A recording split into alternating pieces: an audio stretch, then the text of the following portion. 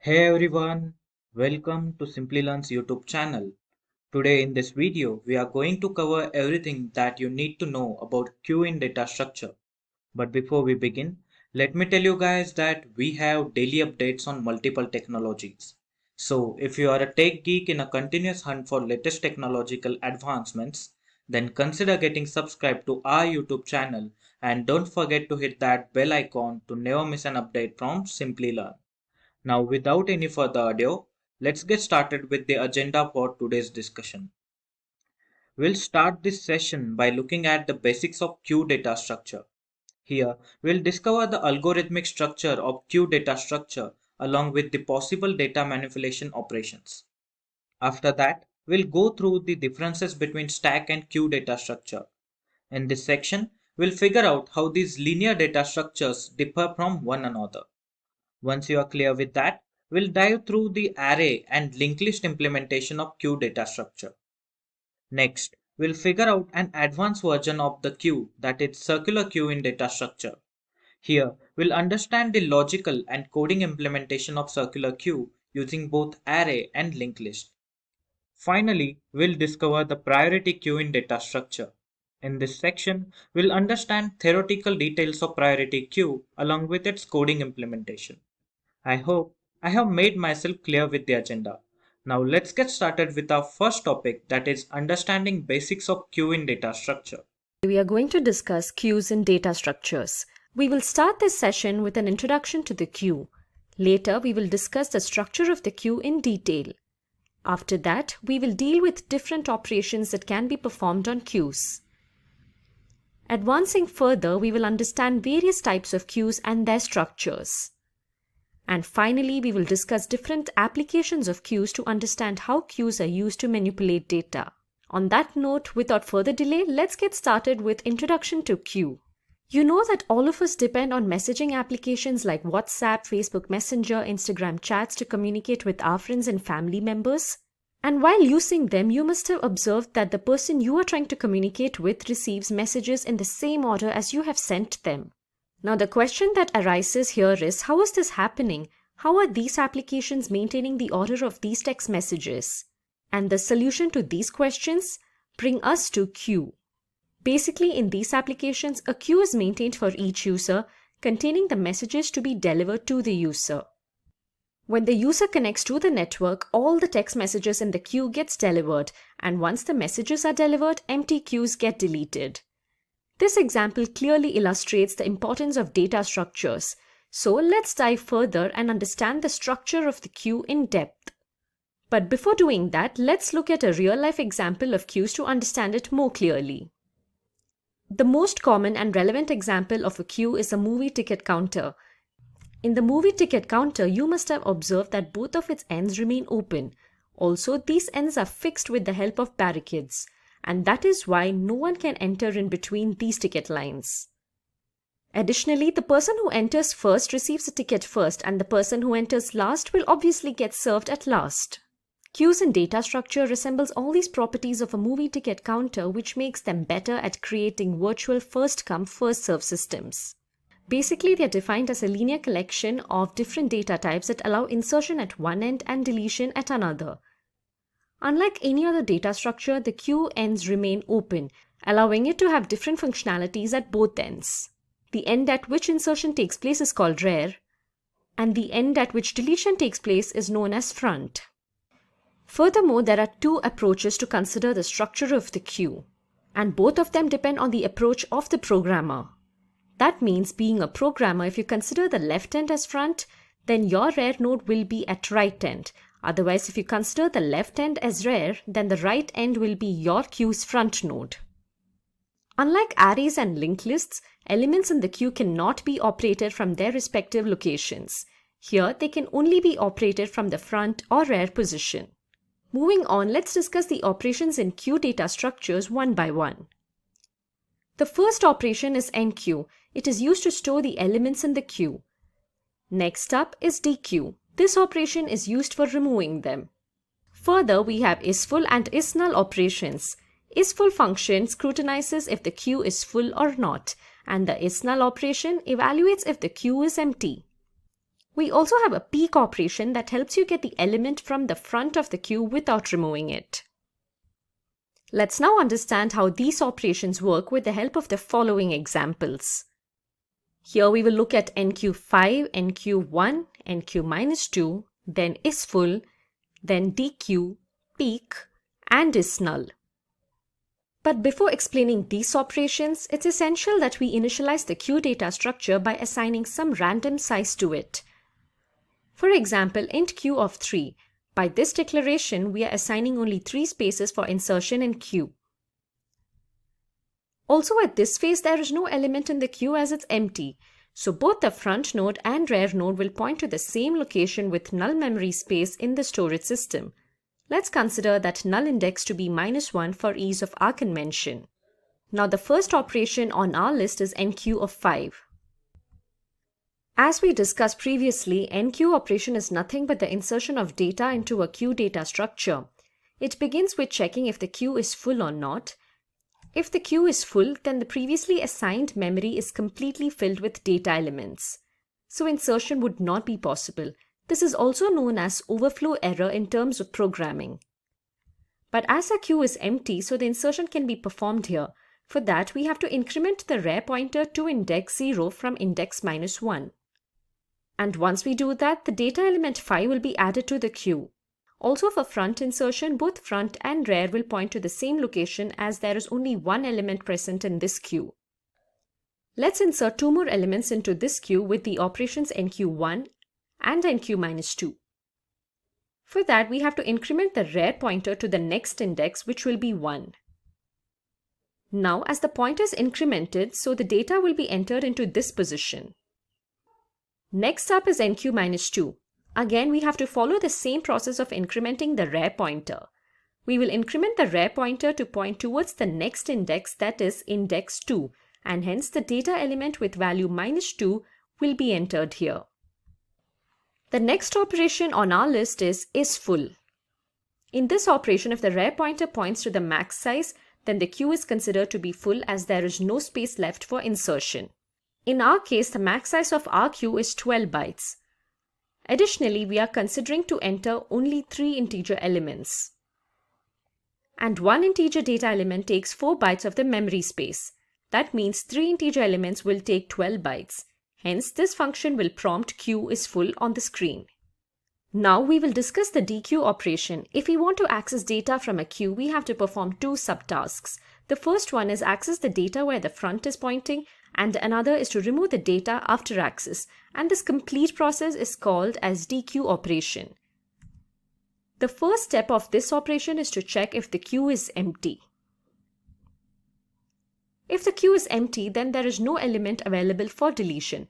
This is a case of underflow error. But as our queue is not empty, we can proceed with the next steps.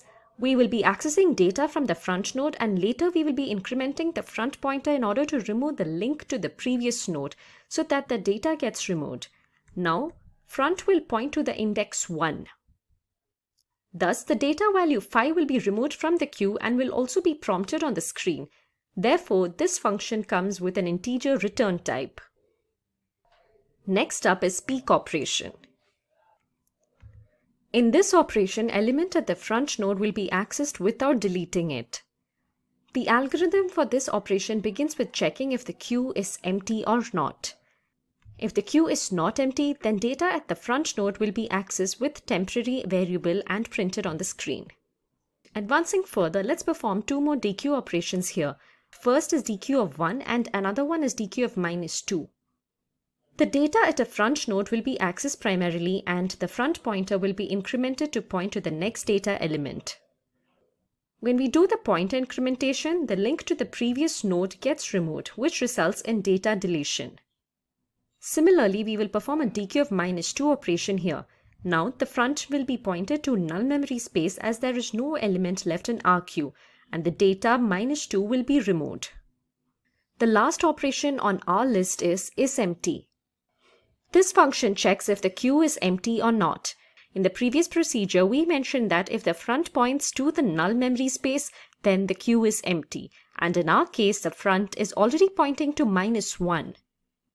So the output of this function will be queue is empty.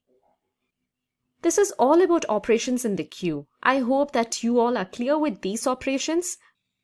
Next, we will discuss different types of queues and their structures at a glance. Basically, there are 4 types of queues: linear queue, circular queue, priority queue, and double-ended queue. The structure which we have discussed till this time is that of a linear queue. So now we will move on to circular queue. The circular queue is almost similar to the linear queue, except that the last node of this queue is connected to the first. It is also known as ring buffer, as all the ends are connected to another end. Additionally, this circular queue is a better version of the linear queue, as it removes the drawback of insertion in the linear queue.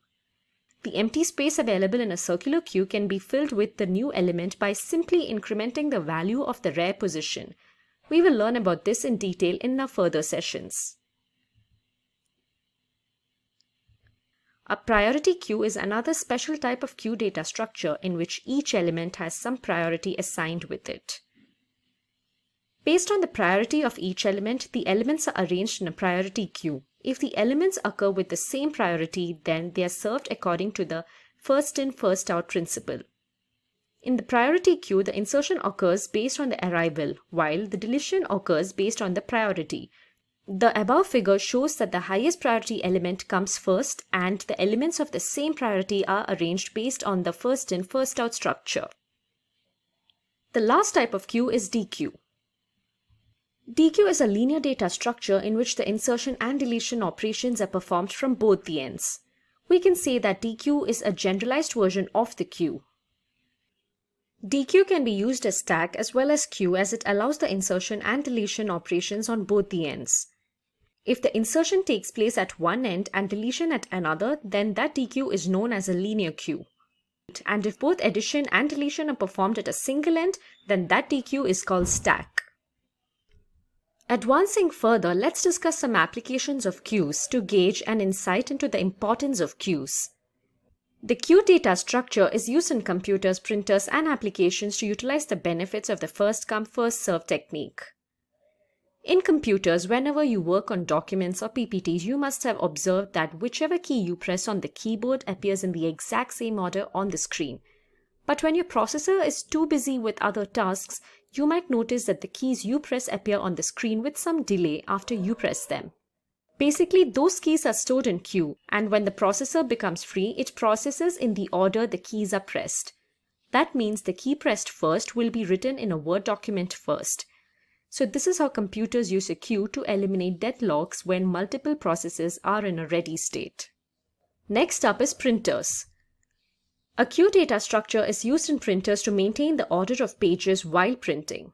That means the pages are stored in a queue in the order that you want to print them, and once the page is removed from an ordered queue, it gets printed. Another most common application of queue data structure is their usage in web or mobile apps. Applications like Domino's, Swiggy uses a queue for maintaining food order status. If you place an order from an online portal, your order ID enters the queue, and once the previous orders before your order ID gets catered, then your order will be catered as well. From these examples, we can clearly say that queues are used whenever there is a need for an FCFS strategy in software development. So whenever you work on projects that need a first come, first serve approach, then remember that you have to implement a queue data structure to complete it successfully. Finally, let's have a look at some key takeaways that we discussed in this session. We started this session by examining the structure of the queue. We learned that the queue is a linear data structure. After that, we talked about different operations of queues, in which we learned NQ and DQ are responsible for data manipulation in a queue. Later, we discussed different types of queues as well. Finally, we discovered some applications of queues and how they fulfill the need of FCFS systems. We have also made it clear that queues can handle multiple data types as well. We will be discussing about stack versus queue. Primarily, we will discuss the definitions of both these data structures first. The stack is a linear data structure similar to arrays and linked lists, restricting the random access of elements. In the case of arrays or linked lists, you can access elements by either traversal or random indexing, which is reframed in stack data structure. You can understand a stack by visualizing it as a container of elements in which elements can only be placed on top of each other and removed from that same direction only. Stack as a data structure in computer science is not very different from stack as a way of organizing objects in the real world. So stack can be thought as the way you arrange books stacked on top of each other. These books can only be placed upon each other from the top end. Furthermore, to remove any particular book, you will first have to remove books stacked over it. This scenario accurately depicts sequential book access, equivalent to the stack data structure in computer science. The queue in data structure is also a linear data structure like a stack, having some restrictions on insertion and deletion. In the case of queue, insertion is performed from one end and the removal is performed from another or opposite end. The queue in data structure can be understood using the real-life example of a food court line. In any food court line or a movie ticket counter line, the customer who enters first always gets served at first, and the customer who enters last will absolutely get served at last. Furthermore, both the ends of these queues remain open, performing different operations. The rear end of the food court queue performs the insertion of a customer, whereas the front end performs the removal of the customer after providing him with the service that he desires. Both the stack and queue data structures follow the different operational principles to execute data manipulation operations. The stack data structure follows last in, first out, or first in, last out principles to execute its operations. In simpler words, the stack data structure removes the last inserted element at first and the first inserted element at last. Let's understand the principles mentioned above with the help of an example. As you can see in this example, 3 is the last inserted element, and if we start removing elements from this stack, 3 should get removed at first, and 7 should get removed at last. Unlike stack, the queue data structure follows FIFO, which is the first in, first out principle, to execute its operations. According to this principle, the element which gets inserted in a list at first gets removed at first as well. For example, in this queue, 6 is the element which is inserted first. So, while performing the deletion, it should also get removed before all the other elements inside the queue. Moving forward, let's discuss different data manipulation operations for both of these data structures. The first parameter that we will talk about is the insertion operation. The process of inserting data entities in the stack is called a push operation. This operation can only be performed at the top end of a stack. For instance, consider the simulation of stack inserting few data elements. The elements that are getting inserted inside the stack are of homogeneous data type. Thus, we can say that stack can only store one type of data element. The insertion of elements in a queue data structure is referred to as an enqueue operation. It gets executed at the rear end of a queue. The simulation given in this section represents the execution of our enqueue operation. The next data manipulation operation we have on our list is deletion. The deletion of data entities from stack data structure is achieved using pop operation. The deletion of data entities from stack data structures is achieved using pop operation. This operation removes the elements where a top pointer is pointing. Thus, we can say that the stack performs the removal of data entities from its top end. This simulation shows how the removal of elements happens in the case of a stack data structure. Now, let's move to the deletion in queue data structure. The process of deleting data elements from the queue data structure is called dequeue. This operation is usually performed at the front end of a queue. The simulation given below represents how deletion happens from the front end of a queue, abiding with the first in, first out principle. Both of the data manipulation methods we reviewed earlier can be matched with previous real-life examples. What I mean by that is, The book stacking system can only place books at the top end as well as it can remove them from the top end only. Furthermore, the waiting queue analogy is deemed to be consistent with queue data structure because it adds people from the back end and removes them from the front end. Now here's the interesting question that we want y'all to answer. So until now we have understood the structural differences between stack and queue data structures, and both of these data structures can be implemented using static or dynamic data structures. So based on your comprehension of these data structures, which implementation strategy for constraint memory management is the best choice? The first option is array implementation static, and your second option is linked list implementation dynamic. Do think and answer. It will be interesting to see how many of y'all will get this right. So guys, leave your answers to this question in the comment section below. In a week's time, we will be announcing the right answer and y'all can check it out. So moving ahead, we will discuss about the pointers maintained in the case of both these data structures. For stack data structure, our ADI only remembers one location, that is the address of the topmost element. This tracking of a topmost element is achieved using one pointer, which we name as a top for our convenience. Whereas in the case of queue, we maintain two pointers named front and rear. The rear pointer points to the last inserted element in the queue, and the front pointer points to the first inserted element in the queue. We use and maintain these two pointers to execute different operations at both the front and rear ends. The last parameter that we have for differentiating stack and queues is when to use which data structure. The stack data structure is mainly used to solve problems that are recursive in nature. For example, memory management in programming environments. The resource allocation and execution of the programs is a repetitive process based on the invocation of different function calls. And stack is the basic memory management architecture for any modern computing environment.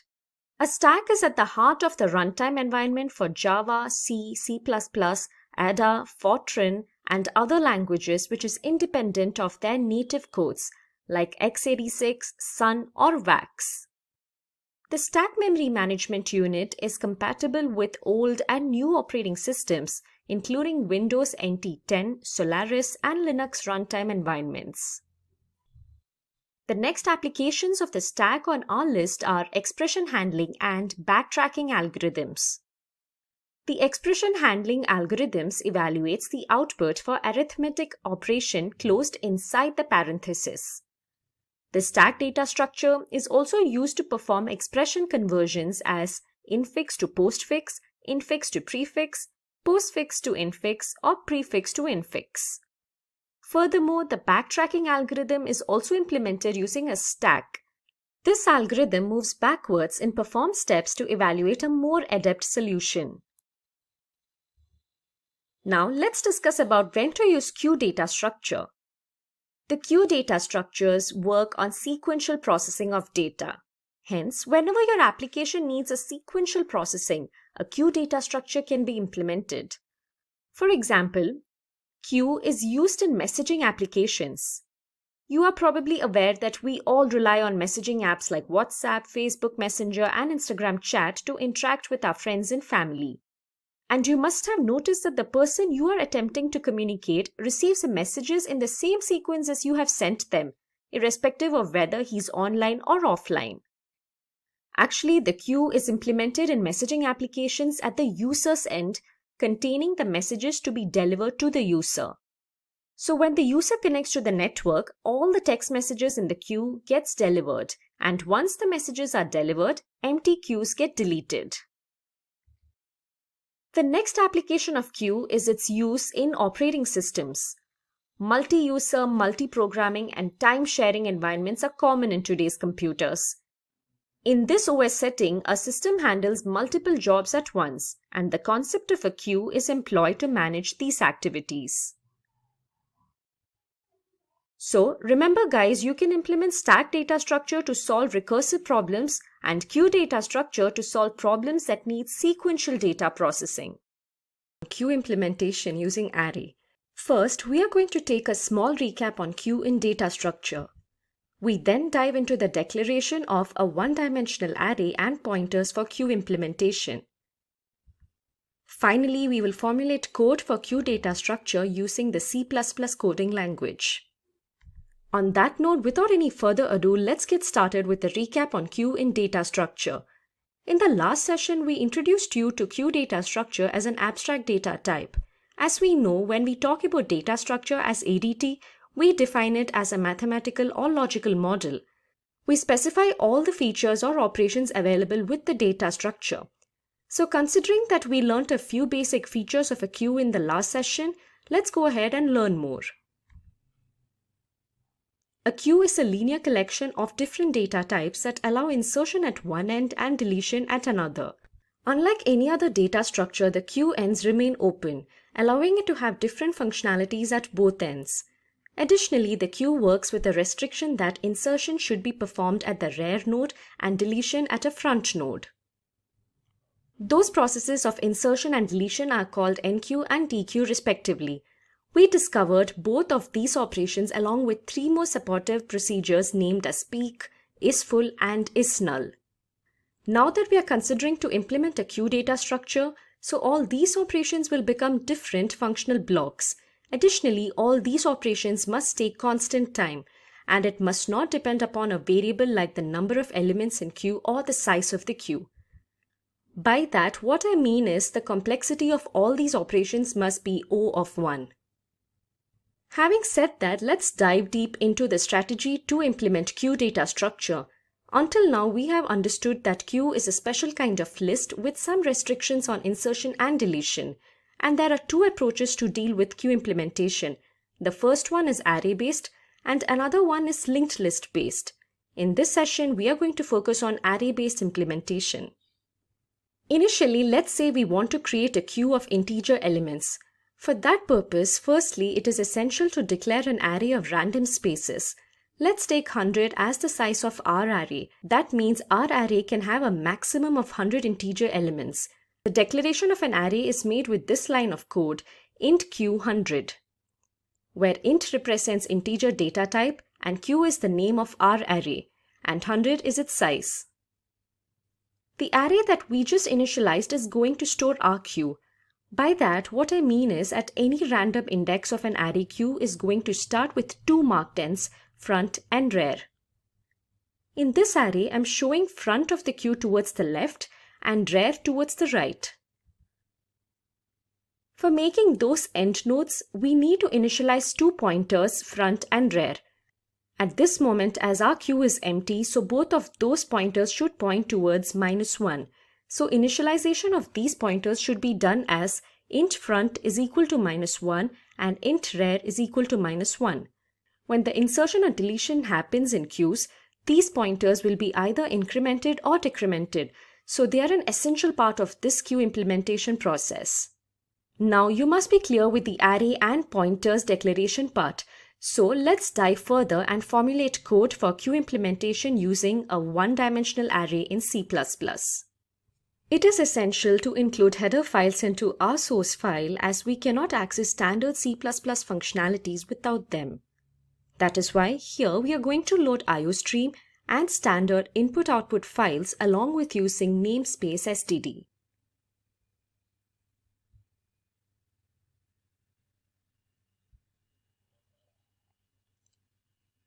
Once this is done, we will initialize our array along with front and rear pointers. Remember, we always have to declare the size of an array before compilation. That means we cannot update the size of an array at runtime. This scenario is the biggest limitation of queue implementation using arrays. Having said that, let's proceed with pointers declaration.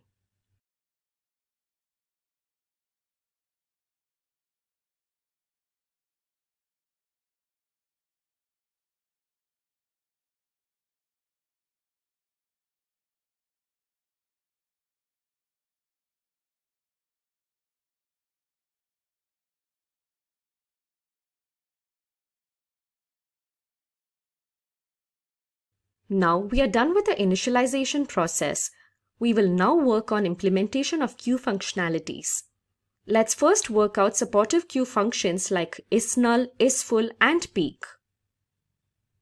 isNull function validates if the queue is empty. And as per our previous discussion, when both front and rear points to -1, then the queue is considered to be empty. So the condition to determine if queue is empty will be if rear is equal to -1 and front is equal to -1, it will return queue is empty.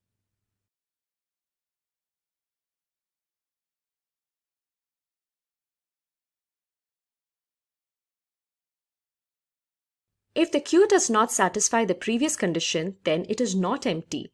So by using the else condition, we can display the queue is not empty.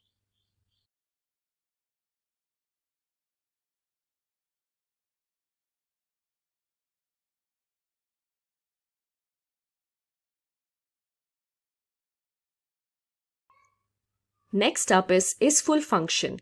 This function validates if the queue is full, and we can clearly say that if the rear pointer is equal to the max size of the queue, then our queue is going to be completely full.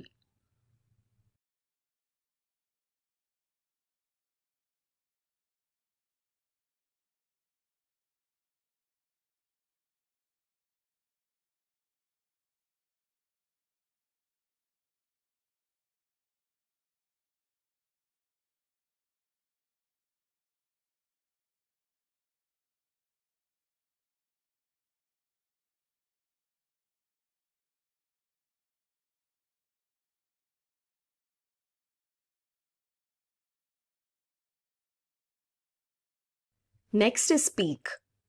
The peek function extracts the element where the front pointer is pointing without removing it from the queue. For this functionality to work, our queue must contain data elements in it. What I mean is our queue should not be empty. If our queue is not empty, then data at the front node can be accessed.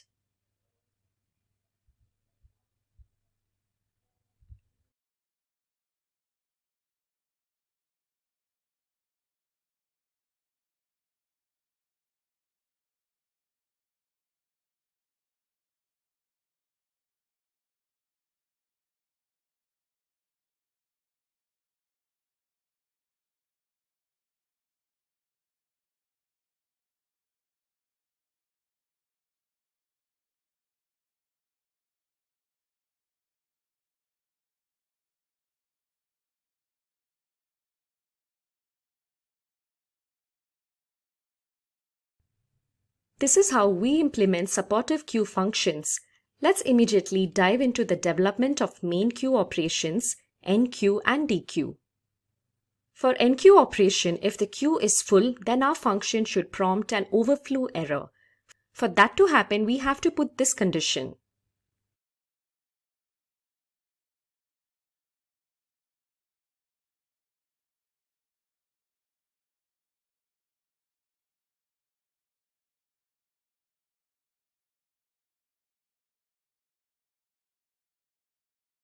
If the front pointer is pointing to -1, then we have to increment the front pointer to 0 manually. Otherwise, it can be incremented by rear ++.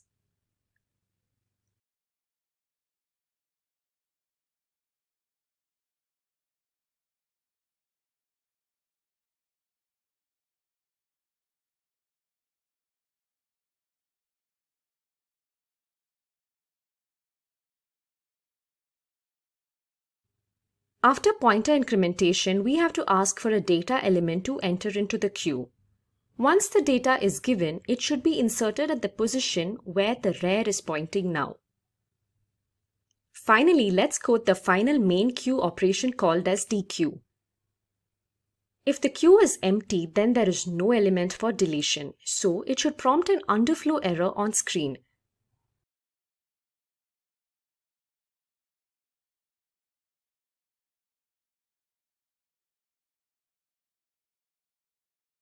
Also, if there is only one element left inside queue, then both pointers should again be pointed towards -1. For that, let's write another condition here.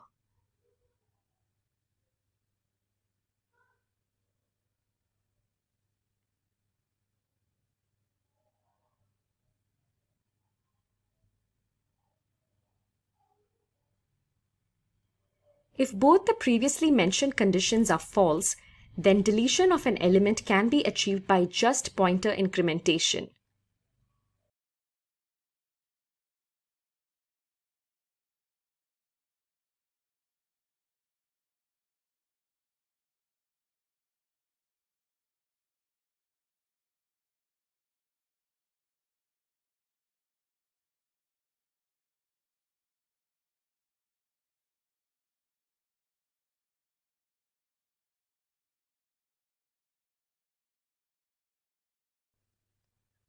We have implemented all the queue functionalities here, but we haven't implemented a function that can show us how our queue looks. So for that, let's implement one more function with the name display. This function should prompt the elements of the queue on the screen.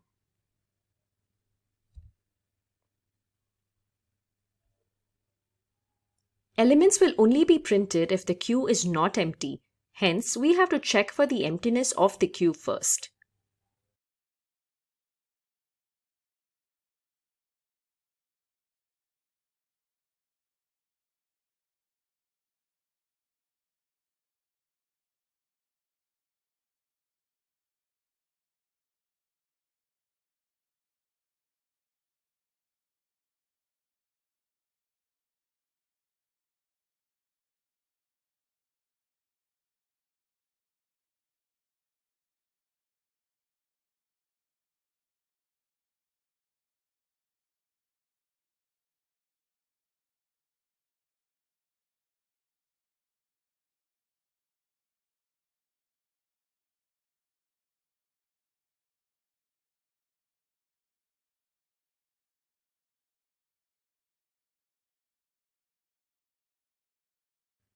Finally, we are done with the hard part.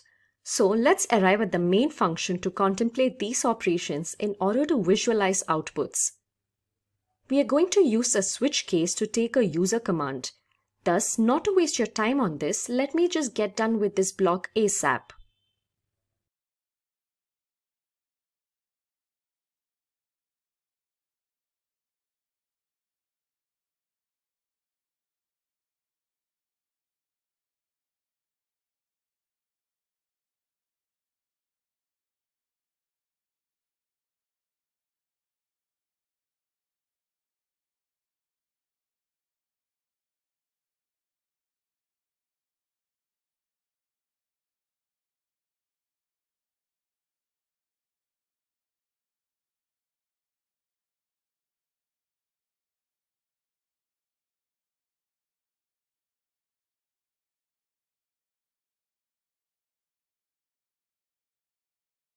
That's all, we are done with the queue implementation using arrays.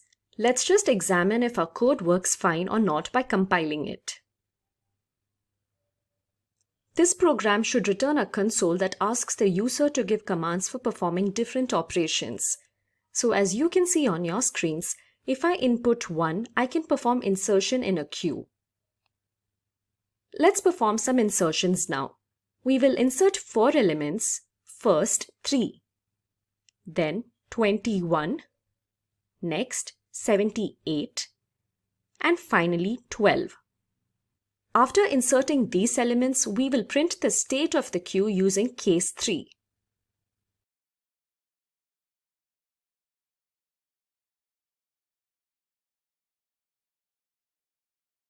Now let's also check the dequeue function.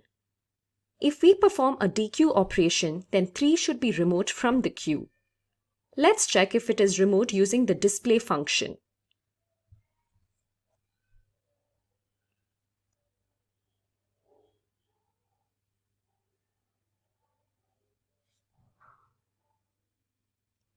And yes, our code works just fine. Now if you're concerned about this code, then don't be, as we can send it over to you if you drop your email IDs in the comment section below. Additionally, you can also try to run it on your local system to have a better understanding of the concept. We will be discussing about queue implementation using linked list. At first, we will quickly revisit the queue functionalities that we have covered in previous sessions. Followed by that, we will understand the need for linked list implementation of queue. Advancing ahead, we will deal with representation of queue using linked list and the challenges that occurs while implementing queue using linked list. Finally, we will cover the coding implementation of queue data structure. I hope I made myself clear with the agenda. Now let's get started with our first topic, which is quick recap on queue functionalities. Queue, as we know from our previous discussions, is a structure in which whatever goes in first comes out first. For example, customer service queue. In a customer service queue, the customer who enters first will leave the billing line first, and the customer who enters last will definitely get served at last. This scenario for insertion and deletion is also known as first in first out principle. Moving ahead, let's discuss some features of this queue data structure. Basically, queue is a linear data structure that follows certain restrictions on insertion and deletion. The insertion can only be made from one end and deletion can only be performed from another end. Further, deletion is called as DQ and insertion is called as NQ. Along with these two primary queue operations, there exist three more supportive queue operations named as peek, is full, and is empty. Peek operation should simply return the element at the front without removing it from list, and its full and is empty operation should return the state of queue that is empty or full. All these discussed operations must take a constant execution time. By that, what I mean is the time complexity for all these operations should be big O of 1. Now moving ahead, we shall understand the need for linked list implementation of queue. When we discuss the implementation of queue using arrays, we discuss the limitation of fixed size. According to that limitation, an array will always have a fixed size and it should be declared before the compilation of program. Furthermore, once all the positions in an array are taken or it is exhausted, then we only have two options. We can either deny insertion by saying that the queue is full and we cannot insert anything now, or what we can do is we can create a new larger array and copy elements from the previous array to the new larger array. The time complexity for this copy operation will be proportional to the number of elements inside field array. In other words, we can say that the time complexity of this copy operation will be big O of n. But again, as we are giving random larger size to the array, there is a possibility of massive memory loss. Like right now in this array, 70% of the memory is unused, and the memory is a crucial resource that we should always be protecting. It's not that some amount of unused memory will be a real problem in today's modern day computer, but it's just that while designing solutions and algorithms, we should always analyze and understand these implications regarding memory. Along with this memory wastage, there exists another sort of memory management issue that occurs while utilizing an array to implement a queue data structure. The space of an array which is used to store elements can never be reused to store the queue elements, because items can only be inserted from the front end and the front end's value may be so high at that time the space before the pointer will be lost for eternity. Let's have a look at an example to understand this drawback more clearly. In this example of array representation of queue, a queue of size 10 having 5 elements is shown. The value of the front pointer is 5. Therefore, we cannot reinsert values in the place of already deleted elements before the position of front. That means the space of the array before front pointer can never be reused for storage purpose.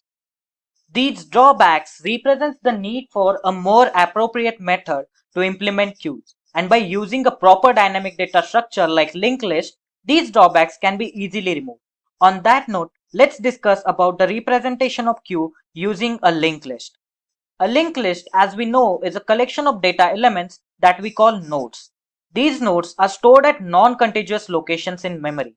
Further, each node contains two fields, one to store data and another to store the address of next field or the reference to the next node. Let's assume that the node in this figure are at addresses 200, 400 and 500 respectively. I have filled these addresses in the address field as well. The identity of the linked list that we always keep with us is address of the head node. We often name a pointer or reference variable at which we store the address as head. So now we are saying that we want to use a linked list to implement queue data structure. And the basic definition of queue conveys that a queue is a linear data structure in which insertion is performed at the rear node and deletion at the front node. It's really effortless to enforce this property of a queue in linked list. We can simply pick one side of a linked list for insertion and another side for deletion. If the head node is considered to be front, then the tail node will be the rear. Otherwise, if the head node is deemed to be the rear, then the tail node will be the front end. Whatever side we are picking for whatever operation, we just need to make sure one thing, and that thing is the operations that we are carrying out must take a constant time, or in other words, their time complexity should be big of 1. I hope that you guys are clear with the representation of a linked list as a queue data structure. Now moving forward, we will discuss about its implementation. But before that, let's have a look at the time complexity management challenge which occurs in queue implementation of a linked list. In the case of linked list, the cost for insertion or removal from the head side is big of 1, but the cost for insertion or removal from the tail side is big of n. So here is the deal. In a standard implementation of queue using linked list, if we insert element at one side and remove them from other side, then one of these operation NQ or DQ, depending on how we are picking this side, will cost us big of n. But the requirement that we have specified before for queue implementation suggests that both these operations must take a constant time. So we'll definitely need to do something to ensure that both NQ and DQ operations take constant time. Let's call this side front and this side rear. So I want to NQ a node from the tail side and I want to perform a DQ at the head side. We are good for DQ operation because removal from the front will take a constant time, but insertion or NQ operation will be costing us big of n. Let's first see why insertion at the tail will be costlier, and then maybe we can try to do something. To insert an element at the rear end, what we will have to do is, first we'll have to create a node. Let's say I got this node at address 350 and the integer that I want to NQ is 7. The address part of this node can be set as null. Now we have to build a link with this created new node, and to do that, first we'll set the address part of the last node as the address part of this newly created node. But the only identity that we always keep with us in case of linked list is address part of head node. So to get appointed to any other node, we need to start at head. That is why first we'll create a pointer variable temp and we'll initially set it to head node. And now using this temp pointer, we'll traverse to the end of our linked list, that is the tail node.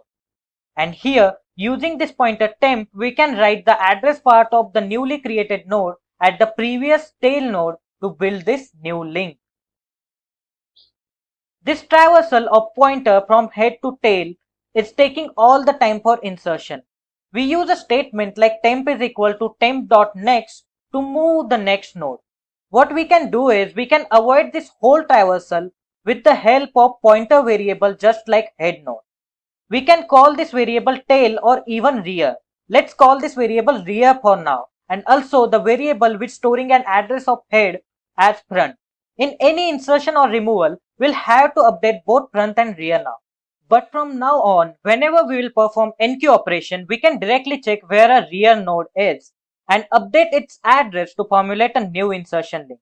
This simple addition of one pointer resolves our problem with the cost of insertion. Let's understand this scenario with the help of an example. Previously, we were traversing from head node to the tail node, but now, as we know the location of tail node, there is no need for any traversal. We can directly update the address part of rear node to make a link for new node. Here, the new node with data element 7 will be linked to the previous node and the rear pointer will also be updated to point towards the newly inserted node. Now, the complexity for both the operation will be big of 1, which means we can now begin with the coding implementation of queue using a linked list. So, let's dive directly into that. In order to get started with our coding implementation, we'll need to load some dependencies that are called as header files. I have already included those header files here. So, first of all, we'll declare a structure to create nodes for our linked list. And inside this structure, we'll initialize data and address part. So, let's get started with creation of this structure. Struct node Now the initialization of data and address part, int data struct node star next.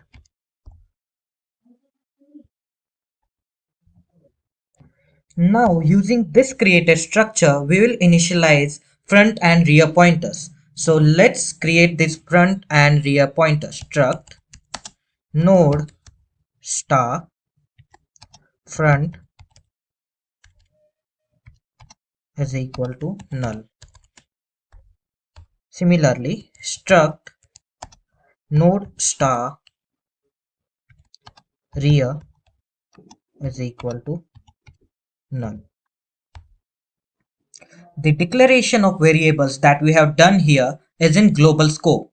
The reason behind that is to make sure that these variables will be accessible to all the functions. So moving forward, let's work out the primary queue operation. We'll start with enqueue operation. So let's create a function for that. Void enqueue, and inside this function we'll pass an argument int x to insert a element. Now inside the enqueue function, we'll take an integer as an argument. In this function, we'll create a new node for purpose of insertion. So let's create that new node. Struct node star temp is equal to struct node star malloc size of struct node. So with this size of function, we have allotted the size of address part as well as the data part. One more thing I want to tell you guys is I am using malloc in C here for dynamic memory allocation. If you want to implement this code using C++, then you can use new operator instead of malloc.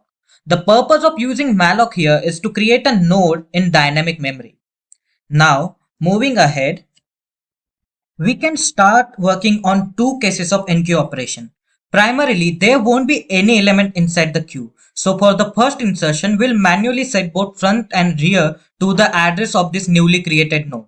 So to do that, first we'll have to create a if condition. If front is equal to null and rear is equal to null,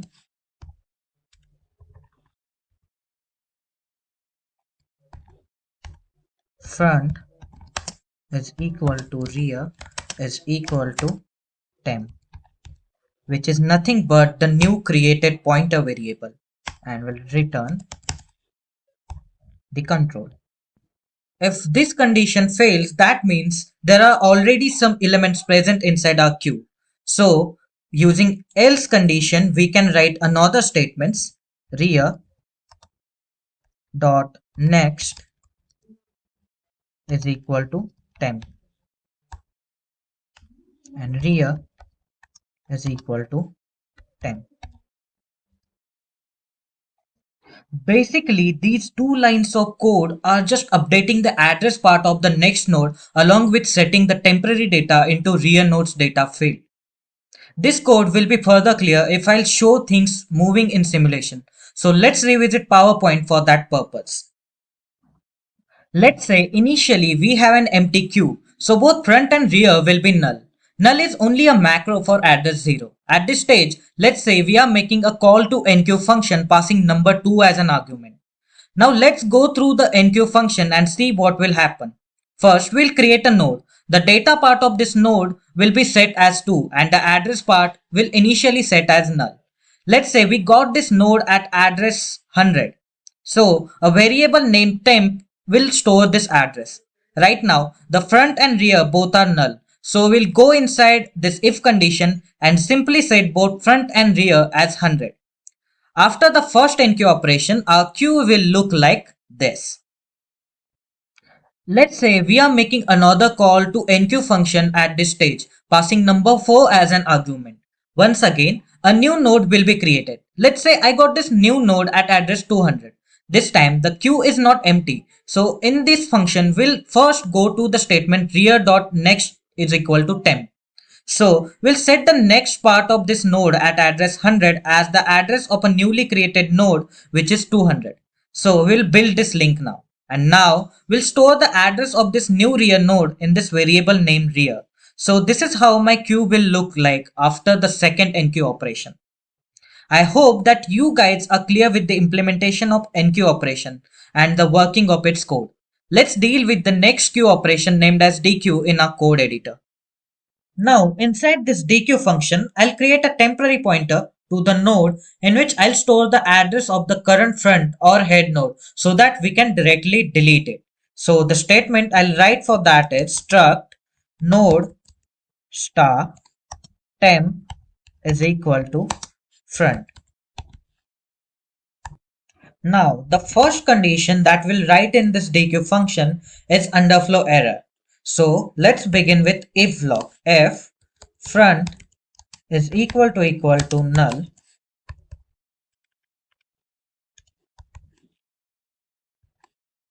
printf queue is in empty state /n and return the control to the next function. Otherwise, in next case, when both front and rear will be equal, we'll set both these pointers to the null manually. So to do that, we'll insert another if block. If front is equal to rear,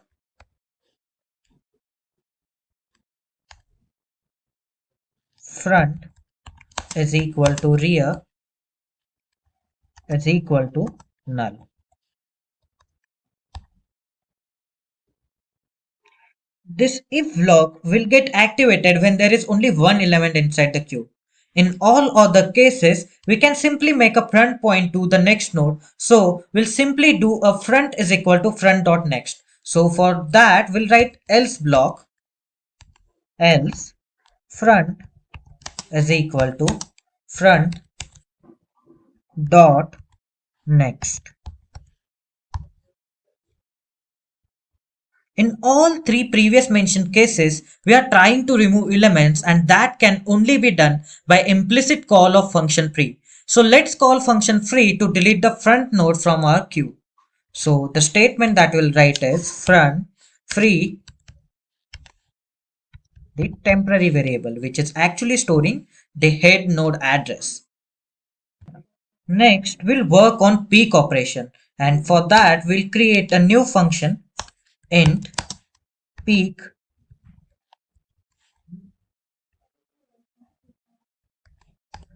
Basically, the peek function is used to extract a value of front pointer. For front pointer, we will simply check if the queue is empty. If it is empty, then obviously there is no element at front node to extract. But if it is not empty, then we can extract a value from front pointer. So for that, we'll create a if block if front is equal to null, which also means the queue is empty. Then we'll return printf queue is empty /n. Otherwise, we will return the data present at front node.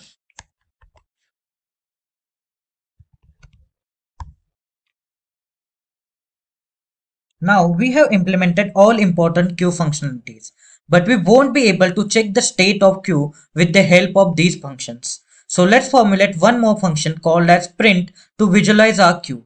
So let's define this function void print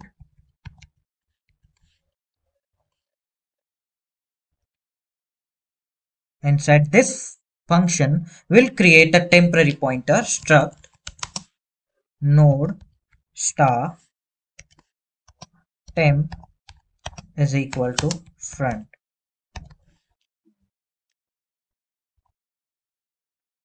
We are initializing this temporary pointer to the front so that we can traverse the whole queue elements using iterator element. So moving forward, let's create this iterator element using a while block. So the statement that we'll write for that is while temp is not equal to null,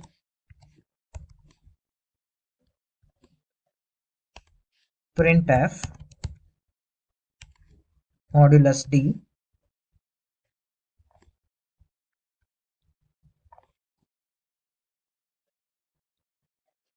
comma temp dot data.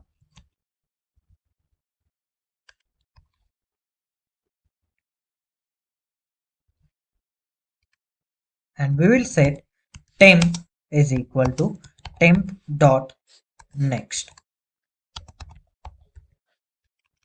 This is nothing but the traversal of linked list. Now we'll also printf slash n so that all elements will be printed in order.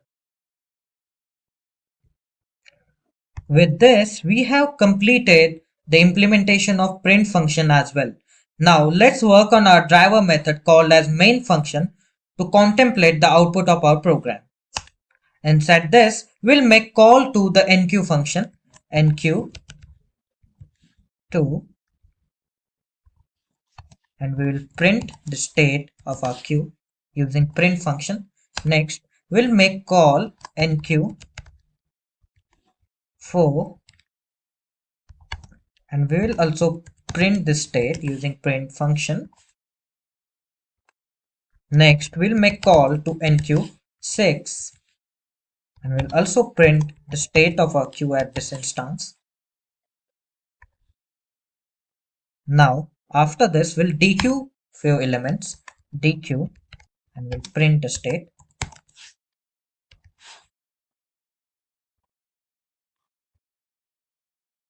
Next, we will enqueue one more element, enqueue 8.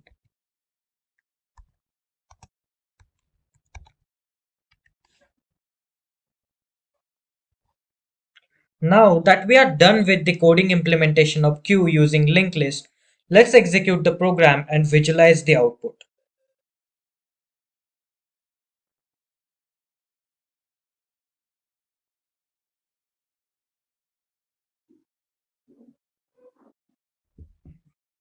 This is the output that we have received. Let's compare it with the calls that we have made in order to judge its correctness. The first call that we made was enqueue2. So the print function has printed 2 over here. After that, we inserted element 4 and 6, and our print function has printed the state after these operations as well. Next, we deleted the element present at front pointer, which is 2. So after deleting 2, the output that we got is 4 and 6. Finally, we inserted one more element to check if it is getting inserted at the rear end, and that element was 8, which is exactly inserted at the rear end of queue. We will be discussing about circular queuing data structure. So at first, we'll discuss why the concept of circular queue was introduced. Followed by that, we will understand how we can represent a circular queue using an array and linked list. Advancing ahead, we'll deal with the implementation of a circular queue using array and linked list. And finally, we will cover the applications of a circular queue to understand its importance. I hope I made myself clear with the agenda. Now let's get started with our first topic, which is why the concept of circular queue was introduced. In our previous sessions of queue implementation, we discussed the challenge of memory wastage while operating on linear queue. And as per our previous discussions, we know that memory is a crucial resource that we should always be protecting. It's not that some amount of unused memory will be a real problem in today's modern day computers. It's just that while designing solutions and algorithms, we should always analyze and understand implication like memory usage as well as the time taken for execution. In the case of linear queue, we have already learned that insertion is done at the rear end and deletion is done at the front end. Initially, when the queue is empty, both of these pointers point to null memory space, that is -1 according to our convention. But as we keep adding elements into the queue, the rear pointer keeps incrementing until it reaches the max size of the queue. In this particular example of the queue, the new data element will be inserted after each incrementation of a rear pointer until the pointer reaches the end of a queue. When the front pointer remains pointing at the exact same location until we perform dequeue operation. But here comes the challenge. When we perform those dequeue operations, the empty space gets created at the starting part of the queue. And there is no way we can reutilize this blank space as the rear pointer has already reached the end of queue. So to overcome this limitation, the concept of a circular queue was introduced.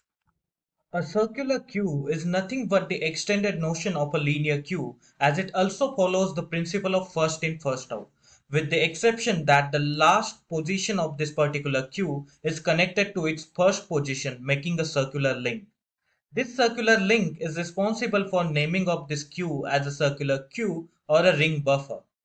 Additionally, this new circular link feature resolves the problem of memory wastage in a linear queue. Let's understand how this problem is actually getting resolved with the help of an example.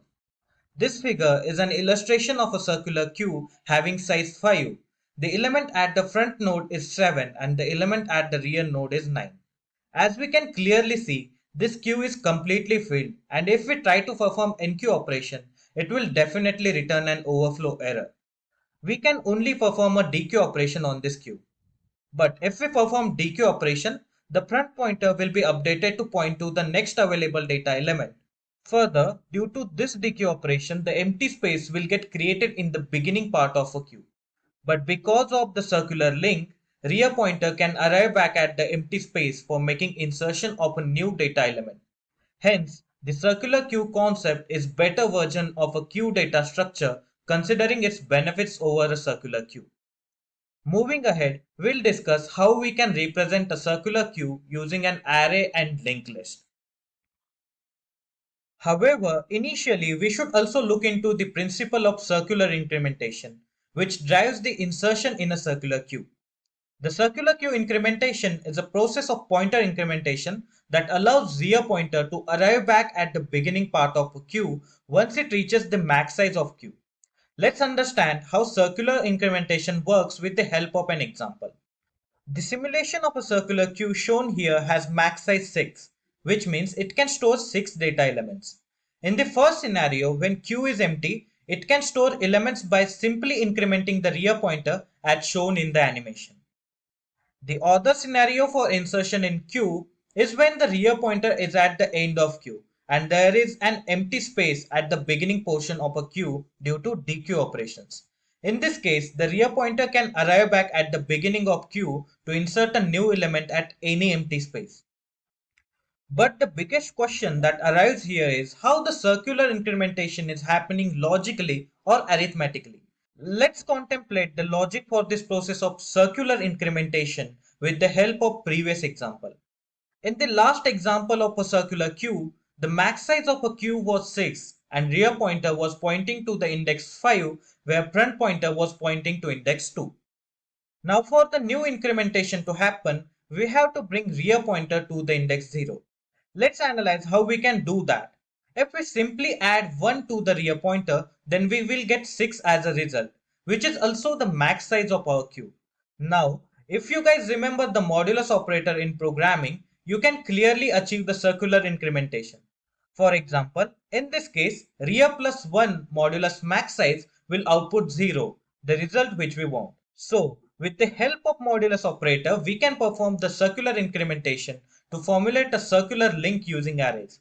Now that you have understood how circular link is implemented in case of array implementation of circular queue, we will now look into representation of a circular queue. In the array representation of circular queue, you can clearly see that the last index of the array is connected to the first index by circular incrementation process. Moving forward, we'll look into the different cases of inserting an element into the queue.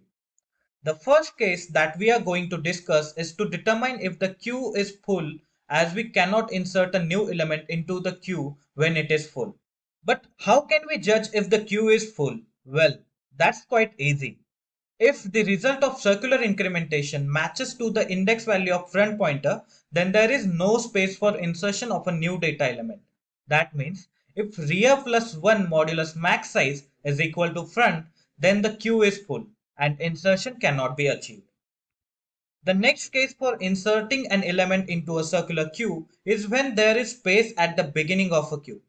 Let's say the size of an array is 5, in which the rear pointer is pointing to the index 4 and the front pointer is pointing to index 2. By making circular incrementation, we can insert element at the empty space. By using rear is equal to rear plus 1 modulus max size statement, we can bring our rear pointer to the beginning part of our queue to make a new insertion. That's all about array representation of a circular queue. Now moving ahead, we will discuss the representation of circular queue using a linked list. The linked list representation of a circular queue can be achieved by changing the reference field of the tail node. For that, we can just add the address of head node in the reference field of the tail node.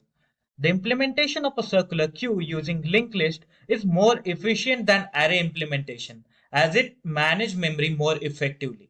Further, it is a dynamic structure that can be allocated with more memory space if required at the runtime. On that note, we have covered the representation of circular queue using both arrays and linked lists.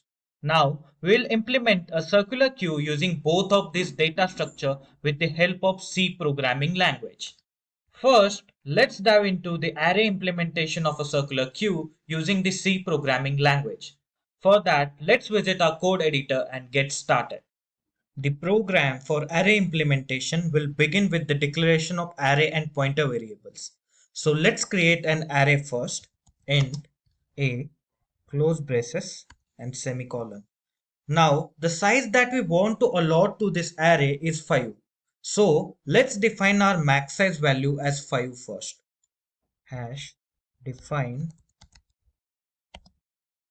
max underscore size as 5. Now let's pass this as an argument to this array.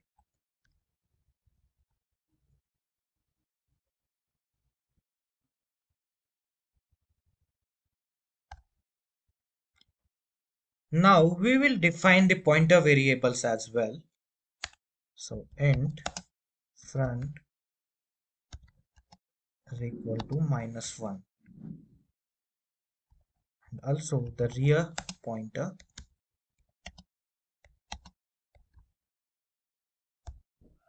Okay, now we have successfully created our array and pointer variables. So after this, we'll begin with the implementation of circular queue operations. The first primary queue operation that allows us to manage data flow in a queue is enqueue. So we will create this function first. Void enqueue, and we'll pass an argument variable x to insert an element. For implementing this operation, we have to check if the queue is empty. If a circular queue is empty, then we'll set both the front and rear pointer to 0 manually. For that, we'll write a statement if front is equal to -1 and rear is equal to -1, then set front equal to rear equal to 0. We have just written the condition for instance when the queue is empty. Next, we'll write the condition to check if the queue is full. So for that, we'll create else if condition, else if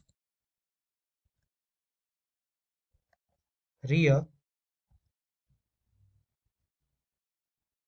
plus 1 modulus max underscore size is equal to front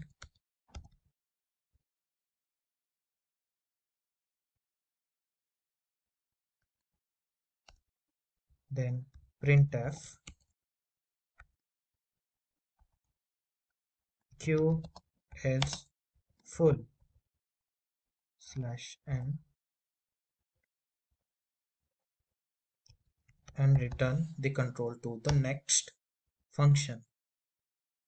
If both these above mentioned conditions fail, then we'll have to increment the rear pointer using the technique of circular incrementation. So for that, we'll create another else loop, else rear is equal to rear plus 1 modulus max underscore size, and outside this we'll make an insertion into our array.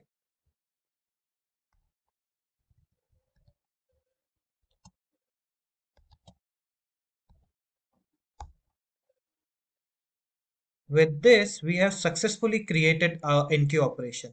Now we'll move towards the DQ operation. For that, we'll create another function, void DQ.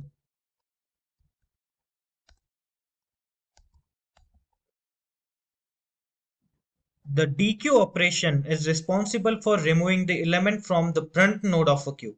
Further, an element can only be deleted when there is at least an element to delete. So, first we'll have to check if our queue is empty or not. For that, we'll write a statement if front is equal to -1 and rear is equal to -1. Now inside this block will printf q is empty and we cannot delete any element.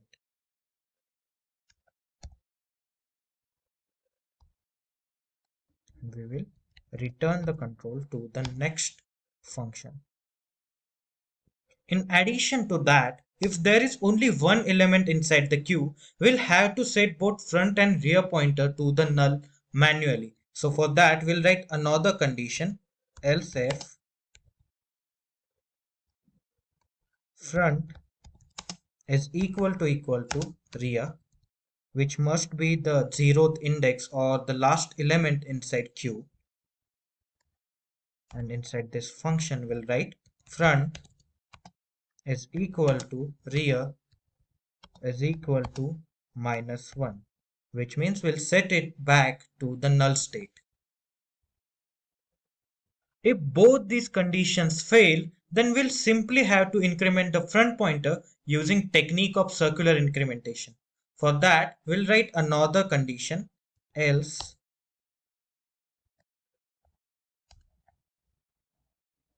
front is equal to front plus 1 under braces modulus max underscore size. With the help of these three conditions, we'll be able to delete element from our queue. Now, moving forward, we'll look into another operation, that is print function. So let's create a new function for that, void print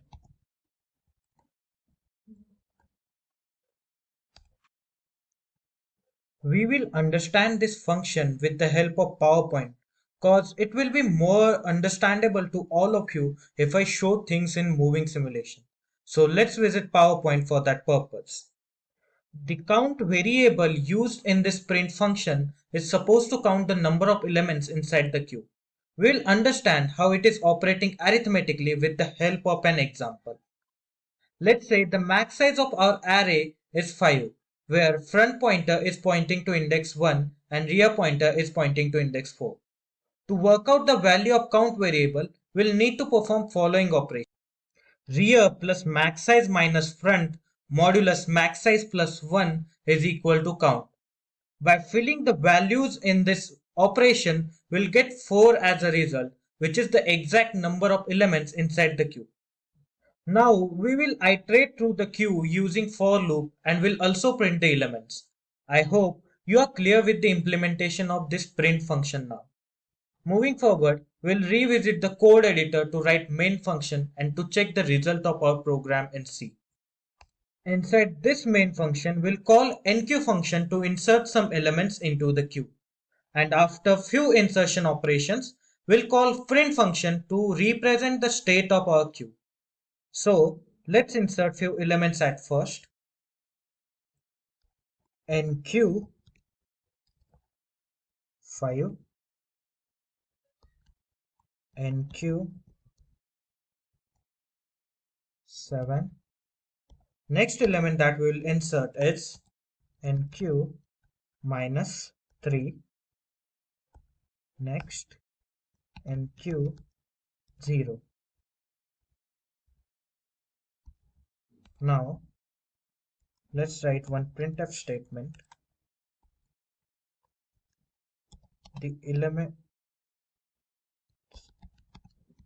inside the queue are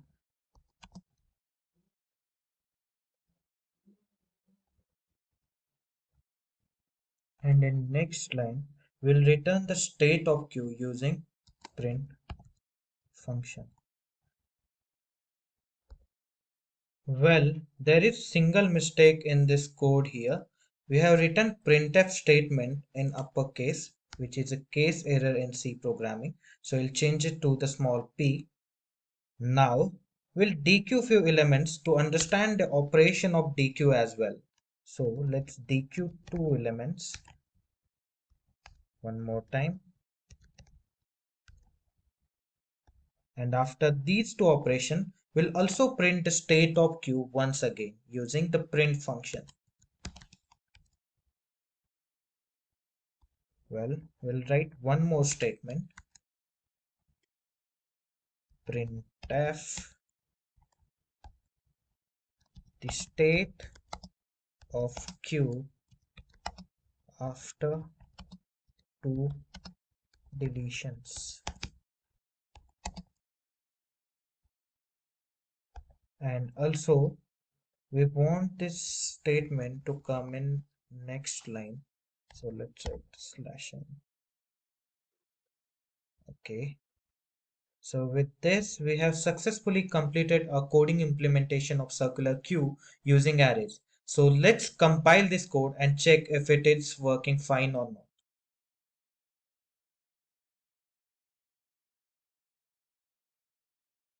Well, here is the output that we have got. The elements inside the queue are 5, 7, minus 3, 0. So let's check our order of insertion. So we include 5, 7, minus 3 and 0.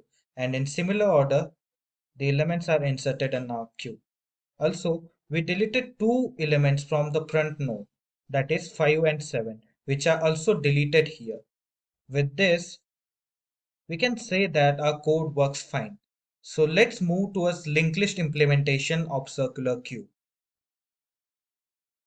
For linked list implementation of queue, first we'll need to create structure of a linked list and pointer variables.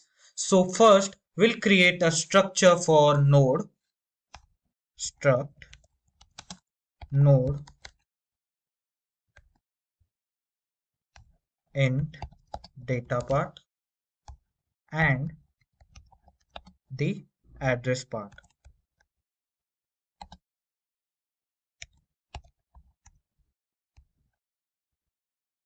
Semicolon. Now we'll create pointer variables. So for that, we'll write statement struct node star front is equal to -1. Similarly, struct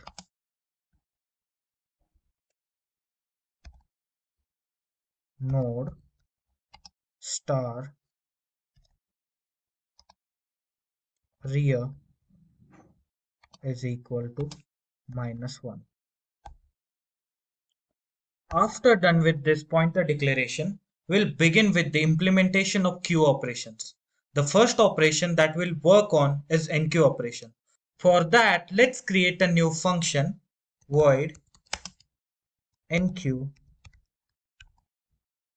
int x.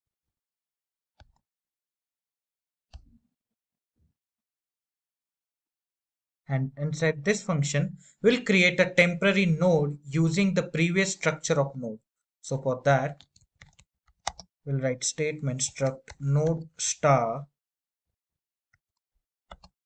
new node is equal to struct node star malloc size of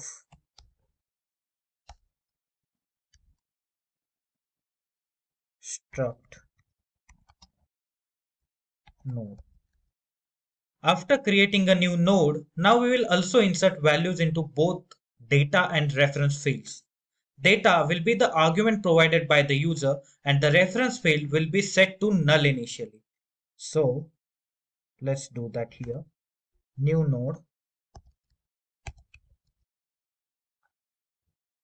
arrow operator, data is equal to x. And similarly, new node, arrow operator, next is equal to 0.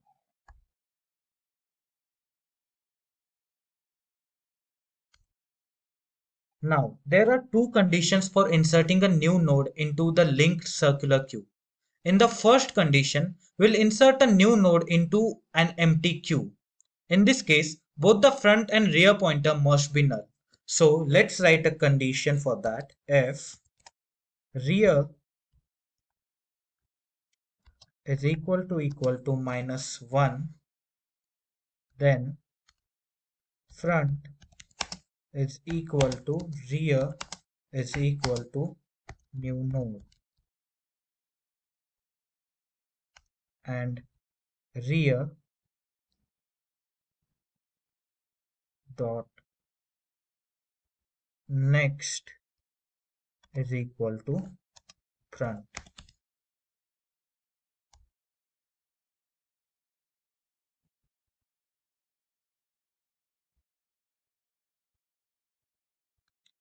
Now, in the second case, the queue already contains more than one data element.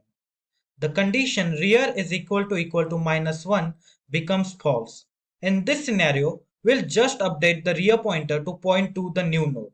For that, we'll create a else block, else rear dot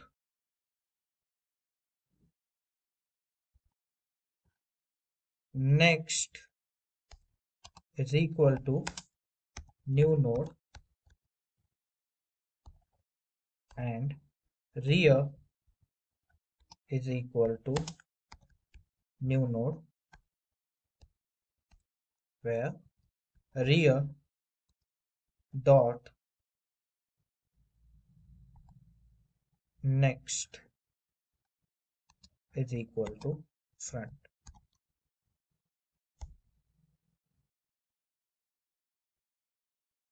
With this, we have successfully implemented our enqueue function. So now let's move towards dequeue function. For that, we'll create a new function, void dequeue,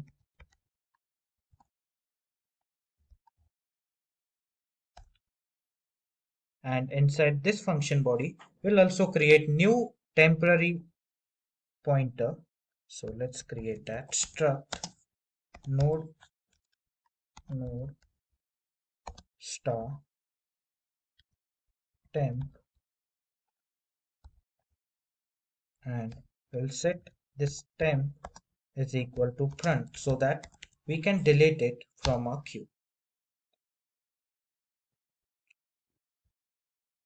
Next, we'll build a condition for deletion. The first condition that we'll check is if our queue is empty or not.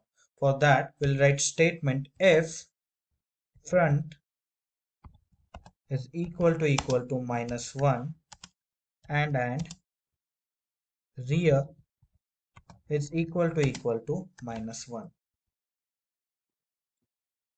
If this condition becomes true, then we will printf queue is empty. Let's add slash in here so that it gets printed in next line and semicolon. Okay. Further, if there is only one element in the queue, then we'll set both front and rear pointer to the null manually. So for that purpose, we'll create another block else if front is equal to rear, which will happen when there is only one element in our queue, and inside this condition we'll put front is equal to rear is equal to -1, and we will free the temporary variable, which is also storing the front pointer. Okay, now if both these above mentioned conditions fail, then we will update the value of front pointer to point to next node, and we'll also deallocate the memory of deleted node using free function. For that, we'll write another else condition, else front is equal to front arrow operator next and rear arrow operator next is equal to front, and we will free the pointer present at front node, which we have previously stored in this temporary structure. With this, we have successfully implemented the dequeue operation. Now we'll work on the display function, which will represent the state of our queue. For that, let's create new function void display, and inside this function we'll also create the temporary node struct node star temp is equal to front. And now let's write one printf statement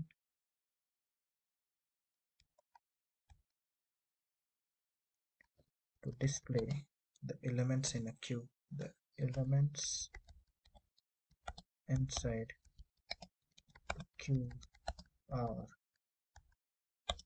okay, semicolon. Now the first condition that we are supposed to check inside this function is if a queue is full or not. For that, we'll write if statement if front is equal to -1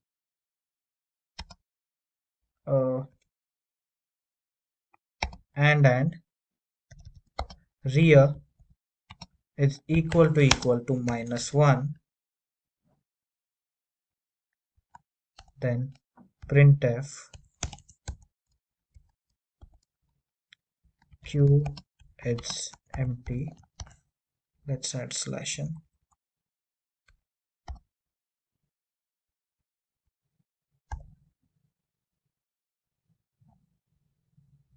Otherwise, we will print the elements inside the queue using while block. temp arrow operator. Next, it's not equal to front.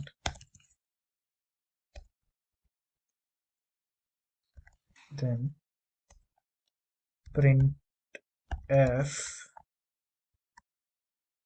modulus d, which is nothing but the data part of our temporary pointer. And again print f modulus d, comma temp data. Okay. With this, we have successfully completed the implementation of our display function.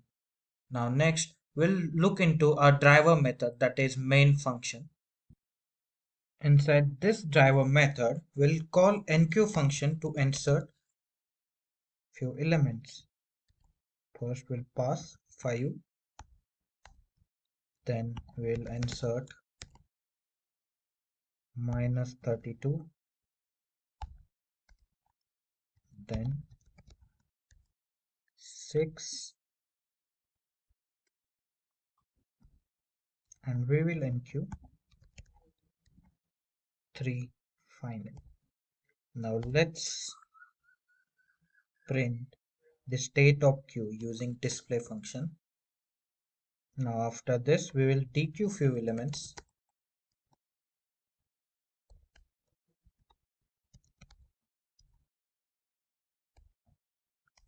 And we will display the state of queue once again. But before this,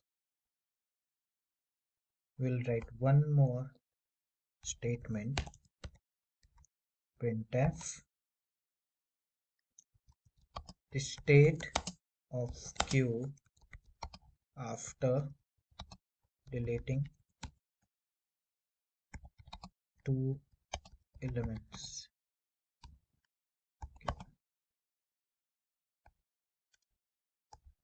And let's add slash n so that this statement gets added to the next line. With this, we have successfully implemented our linked list implementation code for circular queue. So let's compile it and check if it is working fine or not.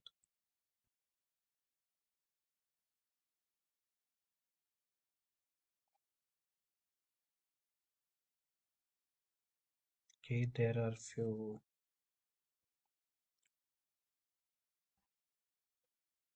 we have successfully implemented our code now, but the only problem we are facing here is all the elements are getting placed close to each other. To remove this close proximity, we'll have to make changes in our display function. So let's do that. We'll add space before modulus d in both the cases and again compile it. So let's run it again.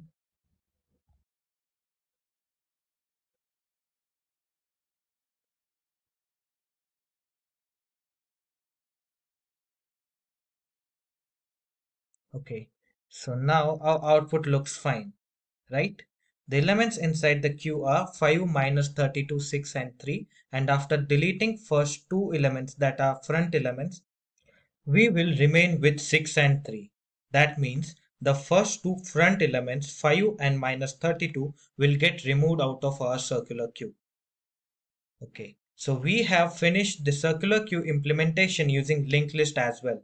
So let's move back to our PowerPoint presentation. The last topic that we have on our agenda is applications of a circular queue. So let's deal with this topic to understand the importance of circular queue. The first application of a circular queue that we are going to discuss about is data buffer. After that, we'll discover CPU scheduling algorithms and computer controlled traffic light systems. Data buffer is a region of a physical memory which is used to temporarily store data while it is being moved from one place to another. Typically, The data is stored in a buffer as it is retrieved from an input device such as a microphone or just before it is sent to an output device such as speakers. Basically, when the input is provided to the microphone while using applications such as Google Meet, WhatsApp, Zoom meeting, etc., then the input does not get stored in the physical memory of the device. Instead, it gets stored in data buffer implemented in this application. The data buffer will store the input signal in order and similarly it will dequeue it in exact same order, just like first in first out circular queue. Furthermore, this data buffer is also used in internet streaming applications. Let's understand how it is used in case of one of the most famous streaming platform, Netflix. Netflix uses Amazon Cloud Services to cater for their computing as well as storage needs.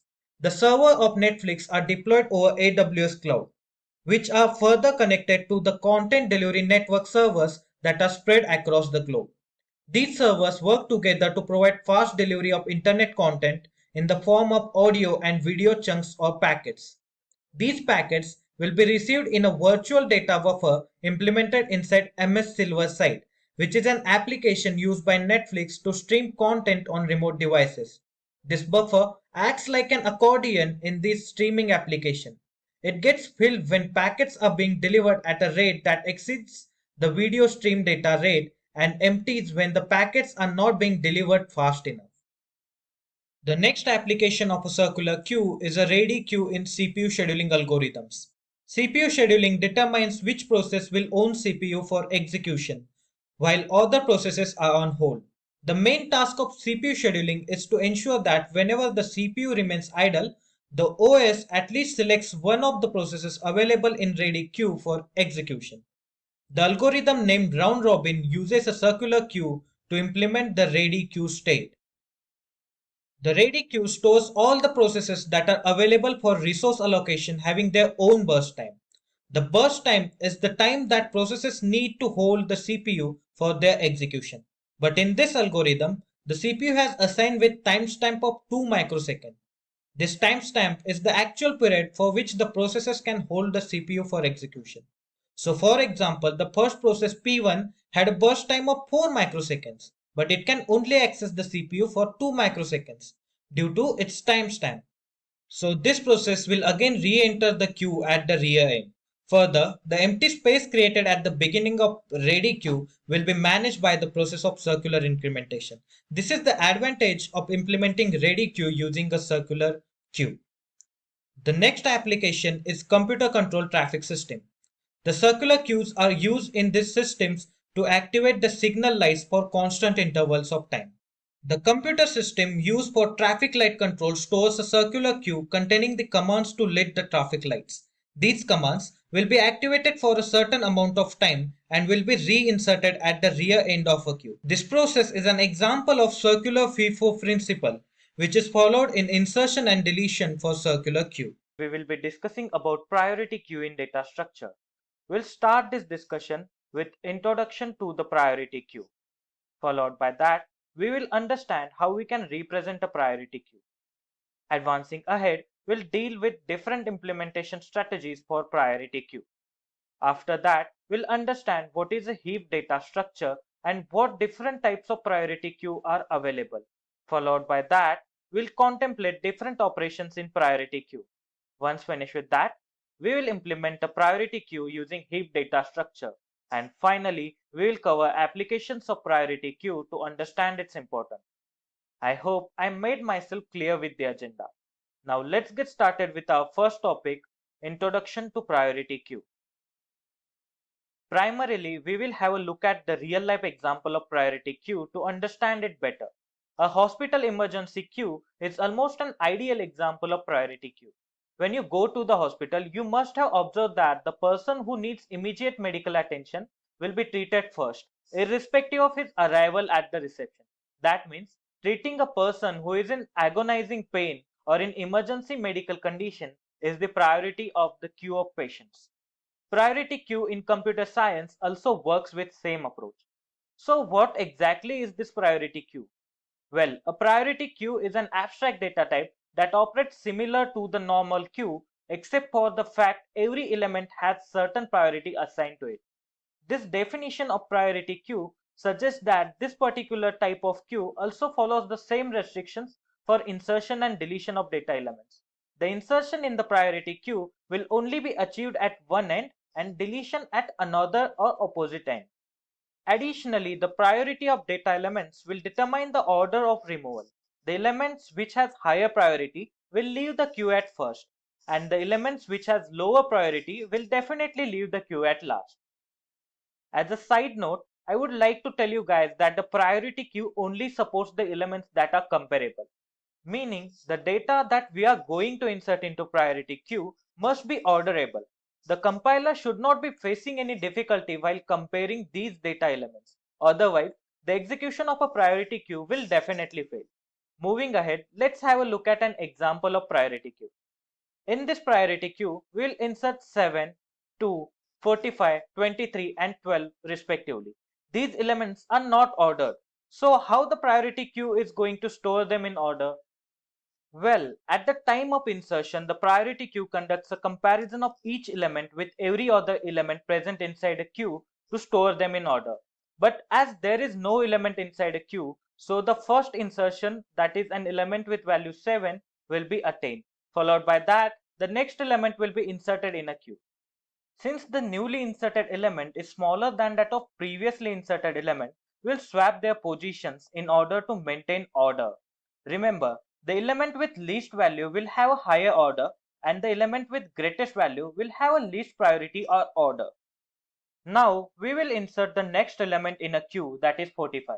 As 45 is a larger element than the elements inside the queue, there is no need to shuffle elements. When we make the next insertion, the element 32 will get inserted at index 3. Now this element is smaller than that of 45, so the algorithm will have to swap the locations of these elements. Now we will perform the final insertion into our queue. We will insert 12 at index 4 now. But as you can see, this element is smaller than both the previous elements. Thus the algorithm will have to swap their positions. Now 45 will reach the end of queue as it is the element with highest value, and 2 will remain at the front of queue as it is the least valued element. As a humans, we could see the numbers visually inside the priority queue, and further, we can easily arrange them. But how does the machine know this? Does it restore all the elements inside the priority queue before each insertion? No. Obviously, that would be highly ineffective as there will be n comparisons for insertion of n elements, leading to time complexity big O of n square. This is an enormous time complexity which we cannot allow in any software application. We will understand how the priority queue manages to reduce this time complexity in upcoming topics. But right now we will contemplate different properties of a priority queue that we have learned from previous example. The first property of priority queue suggests that each element has a certain priority assigned to it. That priority might depend on value of data element. It can be either larger or smaller. The next property states that element with higher priority will leave the queue at first, where the element with least priority will leave the priority queue at last. Further, if two elements have the same priority, then the element will be removed from the priority queue based on their arrival. That means the element which arrived at first out of the elements having same priority will be removed first. Now, moving ahead, we'll deal with the representation of priority queue using a linked list, as usage of arrays is not an ideal way to implement priority queue. If we consider array implementation of priority queue, then inserting items into the sorted array will cost us big O of n. And in general, processing each element will further cost us big O of n square as discussed previously. So in this tutorial, we'll just look into the linked list representation of priority queue. We will understand the representation of priority queue with the help of an example. Initially, let's say there are 3 elements inside a linked priority queue and all of them are in order. 3 being the least element has highest priority, where 43 has the least priority. The purpose of keeping 3 at the head node is that we want our priority queue to delete elements according to their priority. Now, we want to insert a new node consisting of data element 2. And as the data element is smaller than the element at head node, that is 3, so this new node should be inserted prior to it. This particular scenario of insertion seems pretty perfect as it does not cost us more time. But what if the element is significantly larger than all the nodes in queue? For instance, let's say we want to insert 45 as a new element. In that case, primarily it will be compared with element 2, and as 45 is larger than 2, our temporary pointer will move to the next node for comparison. Now, 45 will be compared with element 3, and again the temporary pointer will be moved to the next node for comparison. After two comparisons, the temporary pointer has reached element 17 for performing the next comparison. And here also 45 is larger than 17. So the temporary pointer will again move towards the next node. Now finally, our temporary pointer has arrived at the tail node consisting of element 43. Again, in this case, the element 45 is larger than 43, thus the new node will be inserted after node containing data element 43. From this specific example of insertion into a priority queue, we can clearly see that there are n comparisons leading to the time complexity big of n, where the complexity of deletion remains constant, that is big of 1. While understanding the representation of priority queue, we came across some facts that make priority queue implementation using linked list quite vulnerable. So here we will again try to recall them. The first drawback of priority queue implementation using linked list is that it costs us big of n for inserting a new element. Further, it also costs us big of n for peak operation. And as memory and time management is the purpose of data structure, hence we must try to analyze other implementation strategies.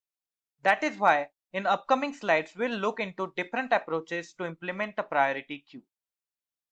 There are three approaches that implement a priority queue with complexity less than big O of n square. We have already discussed the linked list, so let's also look into other two approaches. Binary heap and binary tree provides almost similar complexity. These approaches cost us big O of log n for insertion and deletion, and big O of 1 for peak operation. But which one of these operations is most optimal approach to implement priority queue? Well, to answer this question, we again need to discuss about memory management in the case of both these data structure. You guys know that binary heap data structure is implemented using arrays, and since it utilizes arrays, there is always a better locality of reference as well as operations become more cache friendly. The binary search tree uses pointer to implement front and rear node, which definitely takes up more space in memory. Due to that, building a self-balancing BST cost us big O of n log n, where binary heap just cost us big O of n. These facts clarify that the binary heap is the best data structure to implement a priority queue. Now you must be thinking about what exactly the heap is and how does it work. So moving forward, we'll look into the definition of heap and its properties. Basically, a heap is a tree-based data structure that satisfies the heap invariant, or in simpler words, heap property.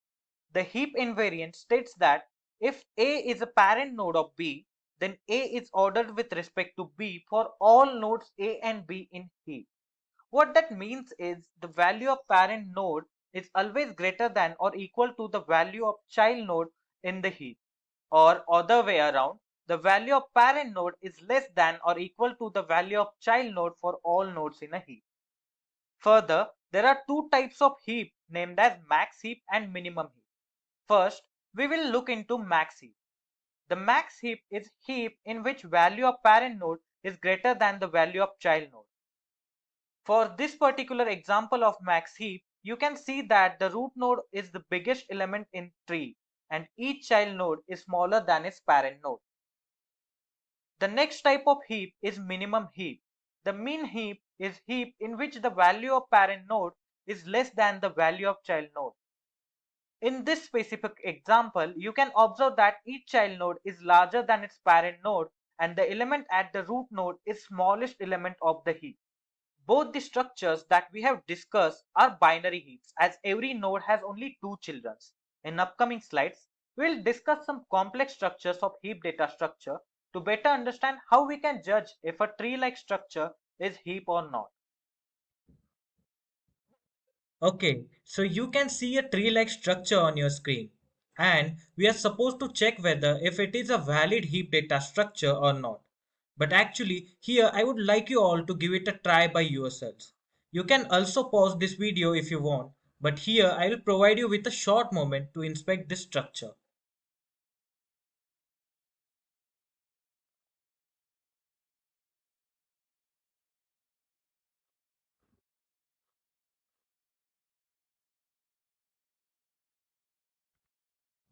Alright, I can clearly say that this is not a valid heap data structure. As you can observe, the highlighted part is violating the heap invariant. Moving forward, let's analyze another tree-like data structure to consider if it is a valid heap or not.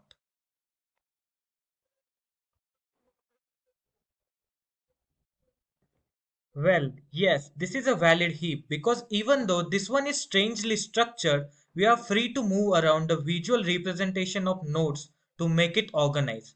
Now you all must be thinking how we can do that. Well, we'll understand that scenario in upcoming slides. Now, how about this one? Is this a valid heap?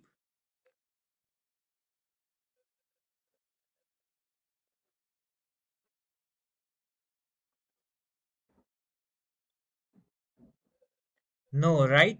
This is not a valid heap. This structure is not even a tree as it forms a closed cycle and every heap must be a tree. So it's pretty clear that this is not a valid heap. Now, what about this one? Is this a valid heap?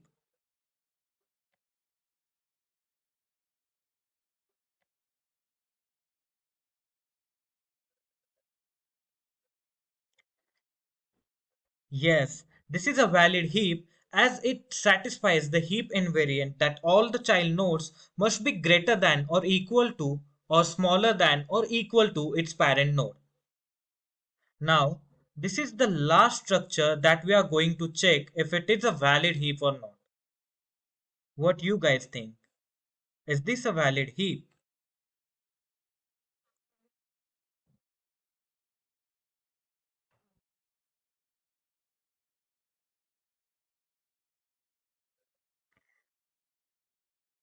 Well, I think it's pretty clear that this is not a valid heap, but it can be converted into a heap by making a one small change. Now, if we make 6 as our root node, then this structure will get converted into a max heap, which is absolutely a valid heap. I hope you all are clear with the heap invariant and how to judge if a given tree is a valid heap or not. Now moving ahead, we'll discuss the different types of priority queue. Basically, there are two types of priority queue based on the priority of elements. If the element with smallest value has highest priority, then that priority queue is called as min priority queue. And if element with higher value has the highest priority, then that priority queue is known as max priority queue. Furthermore, it's vividly clear that the min priority queue can be implemented with a minimum heap, where the max priority queue can be implemented using maximum heap. Moving ahead, we'll deal with the operations in priority queue considering the heap as implementation strategy. The common operations that we can perform on priority queue are insertion, deletion, and peak. But there is one more hidden additional operation that gets performed during these operations. That operation is called as heapify. Heapify manages the priority of data elements in a heap by shuffling the data elements after new insertion or deletion. First of all, we will understand how insertion in priority queue happens with the help of an example. In this example, we are inserting a new data element that is 43. But due to this insertion, the structure disobeys the priority queue invariant that the parent node of the max priority queue must be greater than its child node. Now, the heapify operation solves this problem by rearranging data elements by carrying out the comparison. In this particular case, 43 becomes the parent node where 40 becomes the child node. The next up is deletion. As we know, the highest priority element will be the first to leave the priority queue, and further, it is stored at the root node of a max heap. So definitely, the element present at the root node will get removed. But due to this operation, the order of priority queue gets affected. However, the heapify operation comes to the rescue.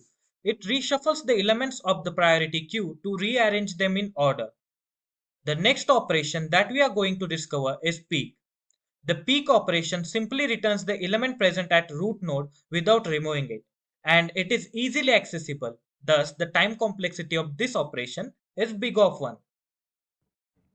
I hope you all are clear with the operations that can be performed on priority queue.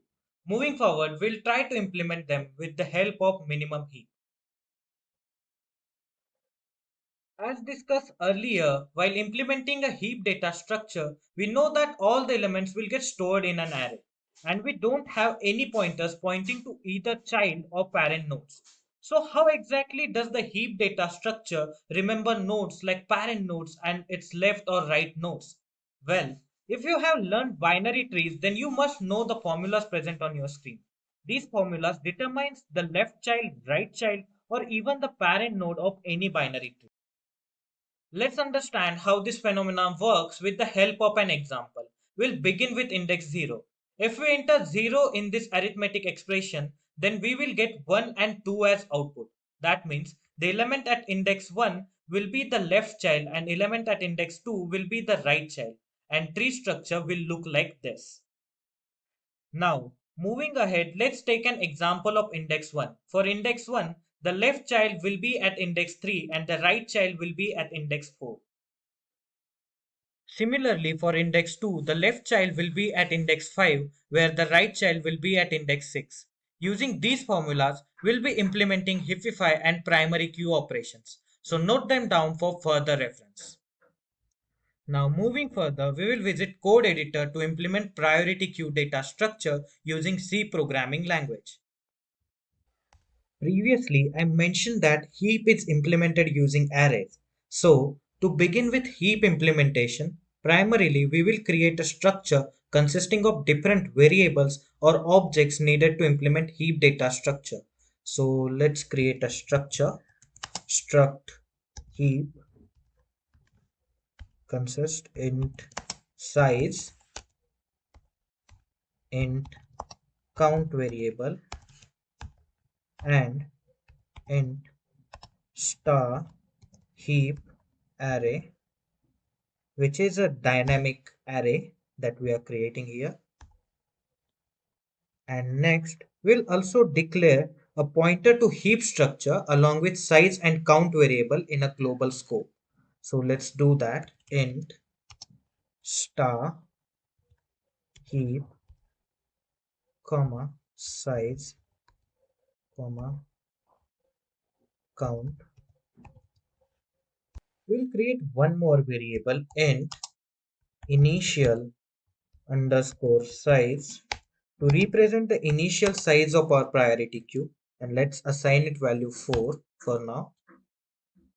Okay. Now it's time to allocate memory to our heap array. For this purpose, we'll create a new function called heap underscore init. So let's create this function, void heap underscore init, and inside it we'll pass an argument struct heap star h, which is a reference of this structure that we created previously. Okay. In this function, let's initialize the variables that we have created inside this heap structure. So for that, we'll initialize h, arrow operator, count is equal to 0. Similarly, h,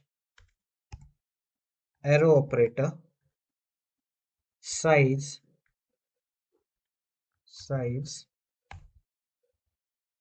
is equal to initial underscore size,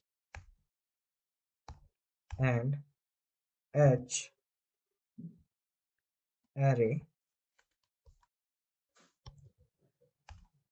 is equal to int star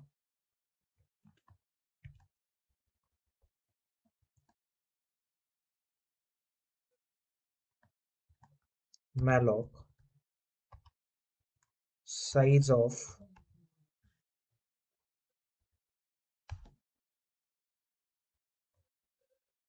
int star 4. This statement is just allocating 4 integer variables to our heap array. Basically, our heap array is dynamic data structure. That's why we have to provide it with dynamic memory using malloc. If you are using C++ programming language to implement this data structure, then you can use new instead of malloc. Moving forward, now we'll work on our condition if not h arrow operator allocates memory to heap array, then printf error while allocating the memory, and that slash n.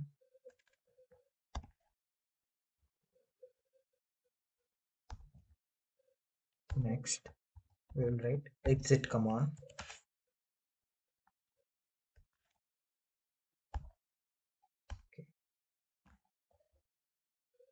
Okay, with this we have successfully implemented our heap init function. Now moving ahead, let's implement heapify function to move the nodes. For that, we'll create a heapify function void max underscore heapify int star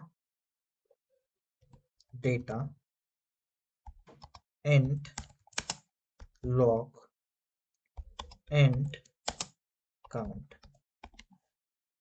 So all these are required variables to implement this heapify function that we have passed in argument for this max heapify function.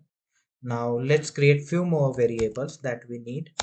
Int left comma right comma largest comma temp. Now as discussed earlier, left will be equal to 2 star location in array plus 1, and right will be equal to left plus 1.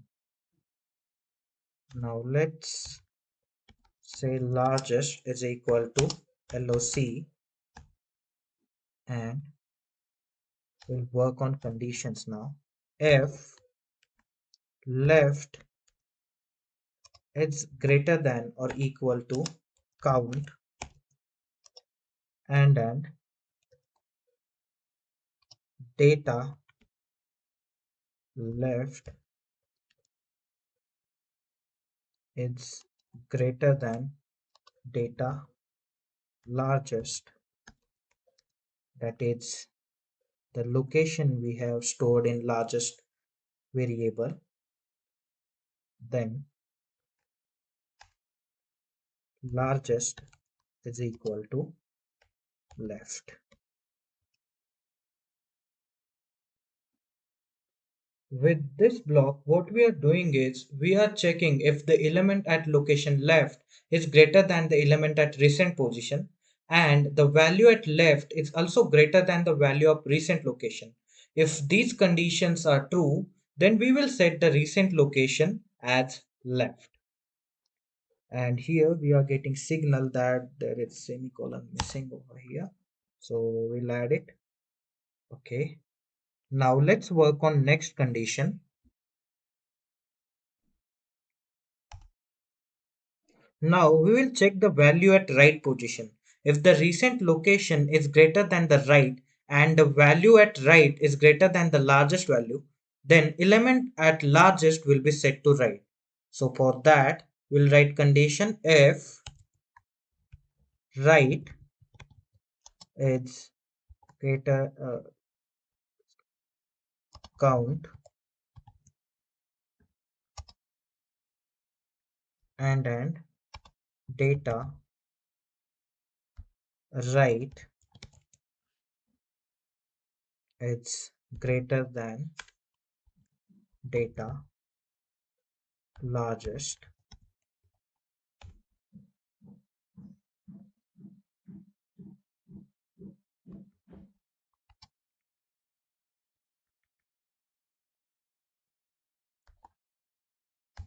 then largest is equal to right.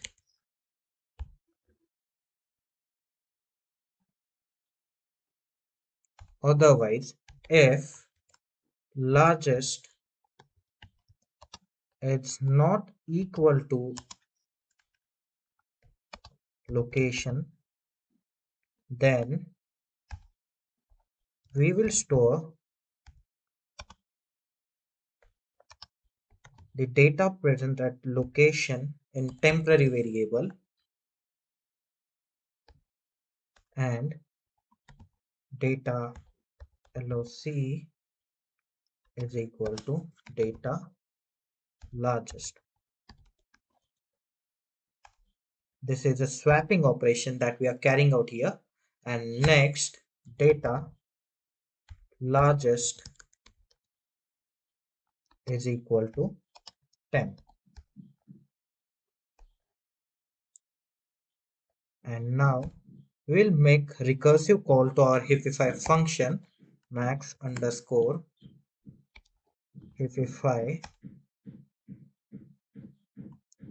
data comma largest comma count.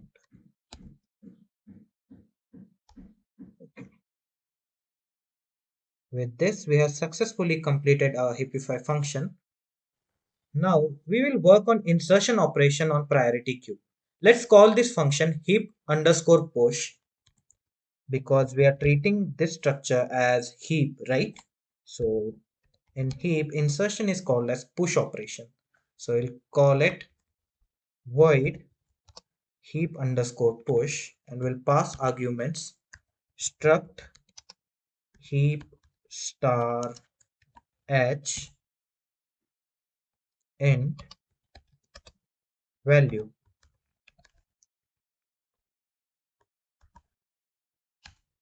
And inside this function we'll create few more variables int index and parent.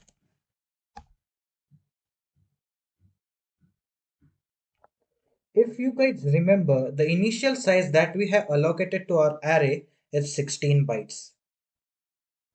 You can verify with this statement here that we are providing 16 byte size to our heap array. But what if you want to insert elements more than 4? Then what we'll do? Well, for that, we'll need to increase the size of our heap array. So we'll do that here. For this resize, we'll create if condition if h dot count is equal to h dot size, then h dot size plus equal to 1 and h dot heap array is equal to realloc h dot heap array size of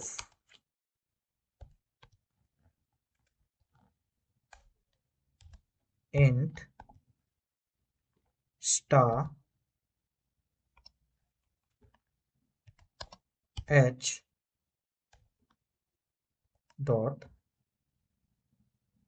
size.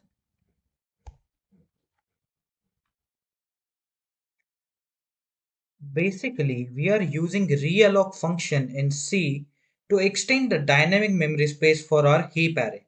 And in order to increase the size, we have to increment the size variable first. So that's what we have done in this statement here. And now, once done with this, we'll check if our dynamic memory is getting allocated or not. So for that, we'll add one more if condition inside this if block. So it can be called as nested if you guys want. Dot heap array, then exit -1.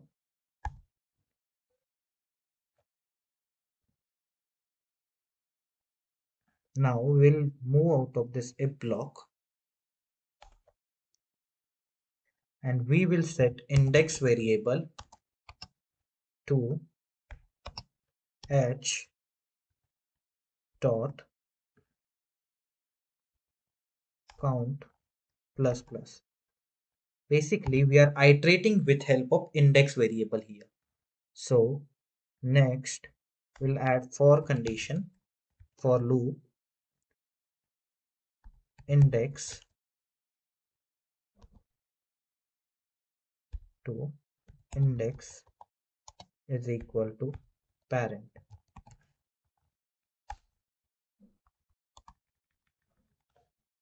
And inside this condition, we'll make parent node is equal to index -1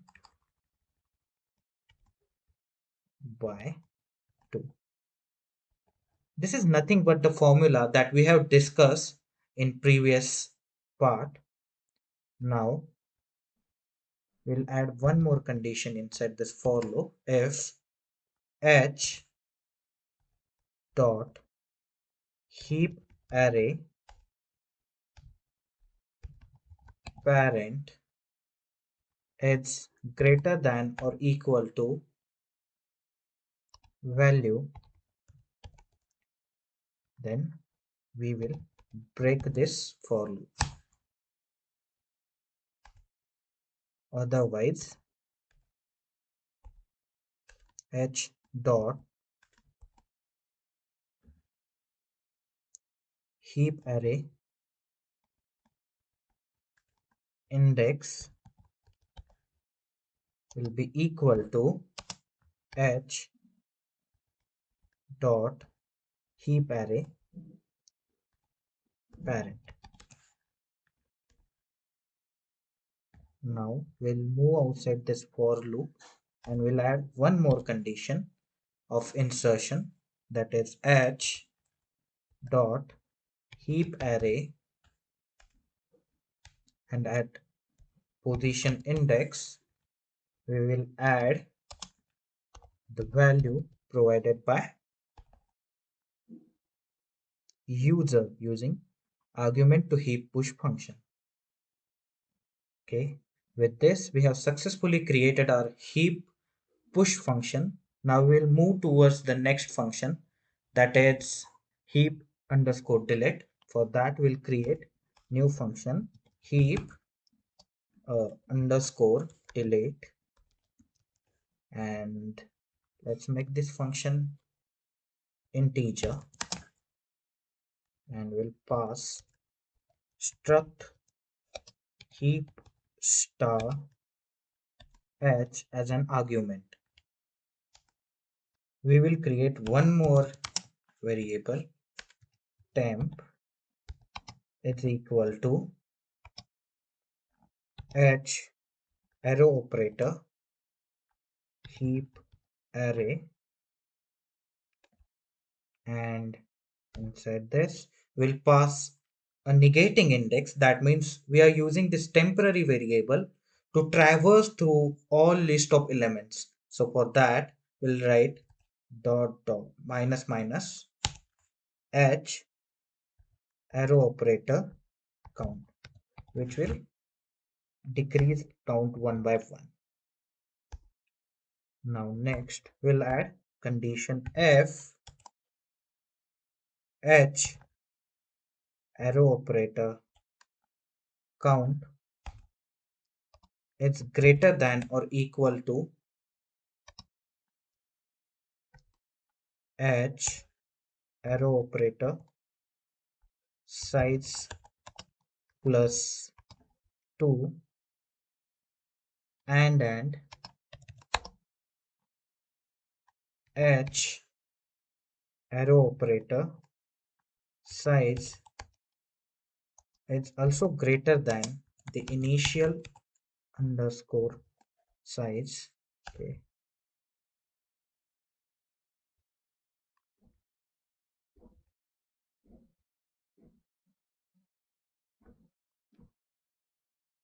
Then what we will do is we will set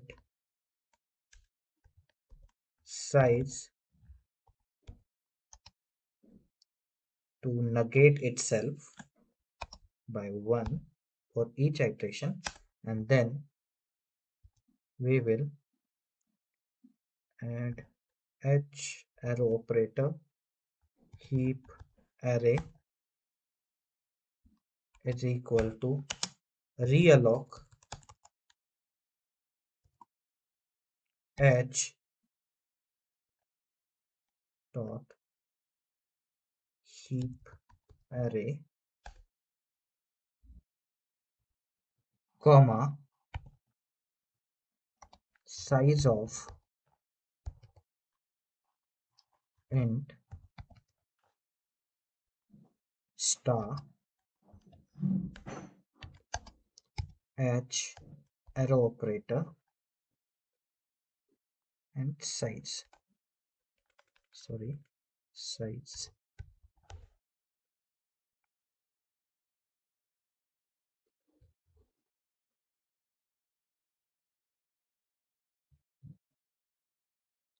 And semicolon. So basically what we are doing here is we are checking if count is smaller than the size of heap plus 2 and the dynamic size of queue is also larger than initialized size, that is 4, then what we are doing is we are reducing the size for deleting an element using this statement, and in next statement we are reallocating that deleted space. So this is how this if block works. Now moving forward, we'll add a condition to check if memory is getting reallocated or not. For that, we'll write condition if not h arrow operator heap array. Then what we'll do is exit with -1. Okay, now let's move out of this if block, and now we will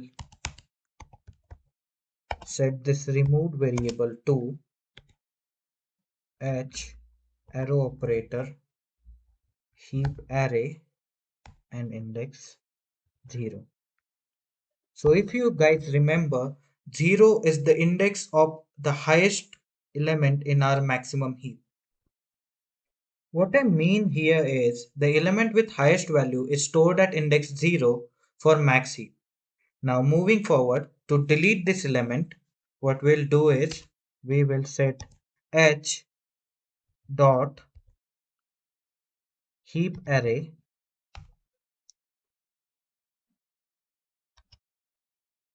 and index 0 is equal to temporary variable or pointer that we have created previously, and next what we'll do is we'll call max underscore hippify function to rearrange the structure of our priority queue, which has been shuffled due to this delete operation. Now for that we'll pass arguments our heap structure that is heap array, and next the index which was removed and the count variable,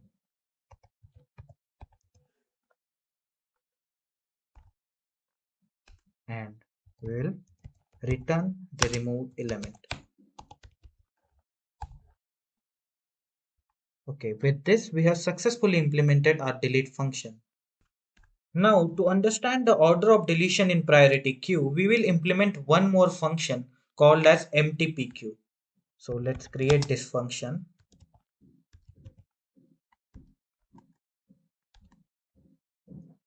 and in this function we'll pass the reference of heap structure in order to operate on it. So let's pass the structure heap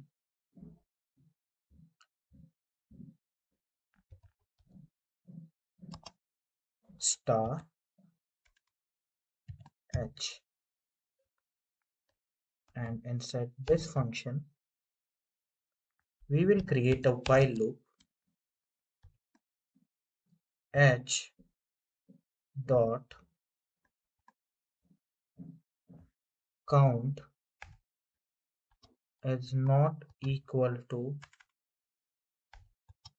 0, then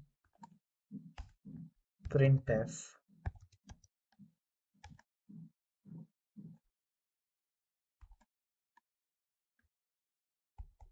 modulus d and recursive call to heap delete function, in which we'll pass h. Now we are done with this mtpq function. Further, we'll create one more function to visualize our priority queue.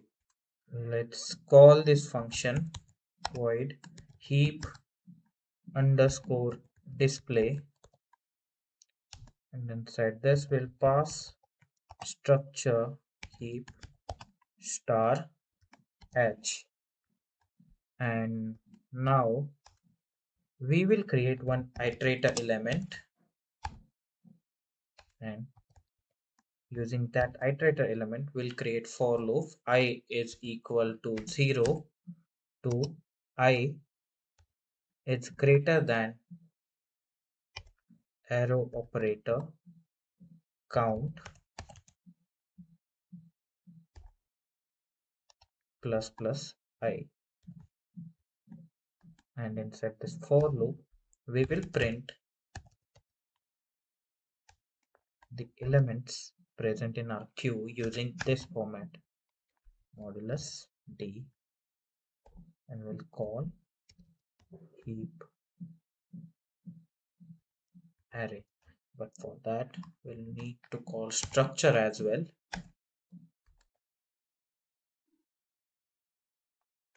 if array, and we'll pass this iterator variable into it. Okay, and then next we'll get outside this for loop and we'll printf this to the next line using /n. Okay, now we have implemented all the required function for our priority queue. Moving forward, we'll work on our driver function, that is main method, to contemplate the result of our program. So for that, we'll first call struct heap h, then we'll call init function to create heap structure. So heap init, and we'll pass the address of h. Next, we will call heap underscore push function to insert element,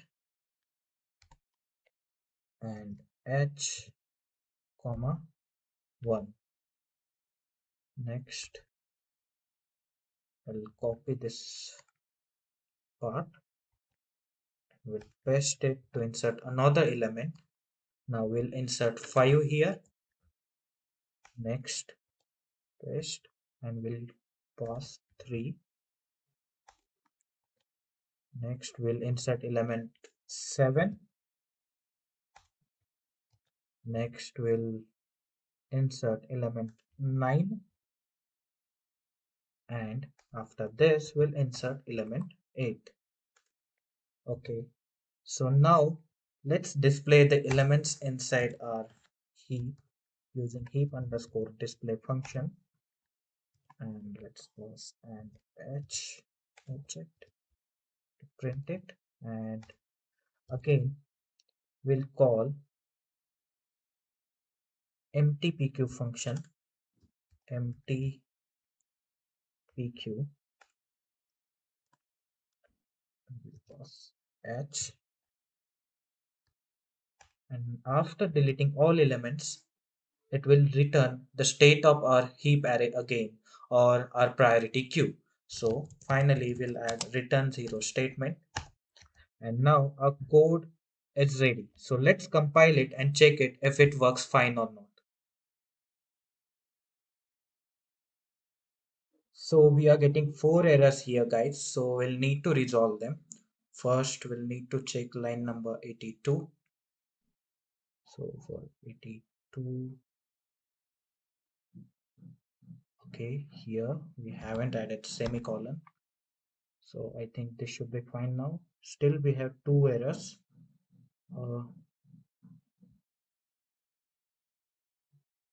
Before I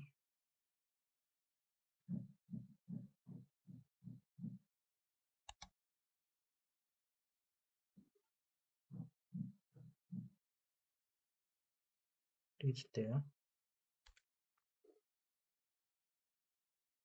So let's recompile it and check it if it is working fine now.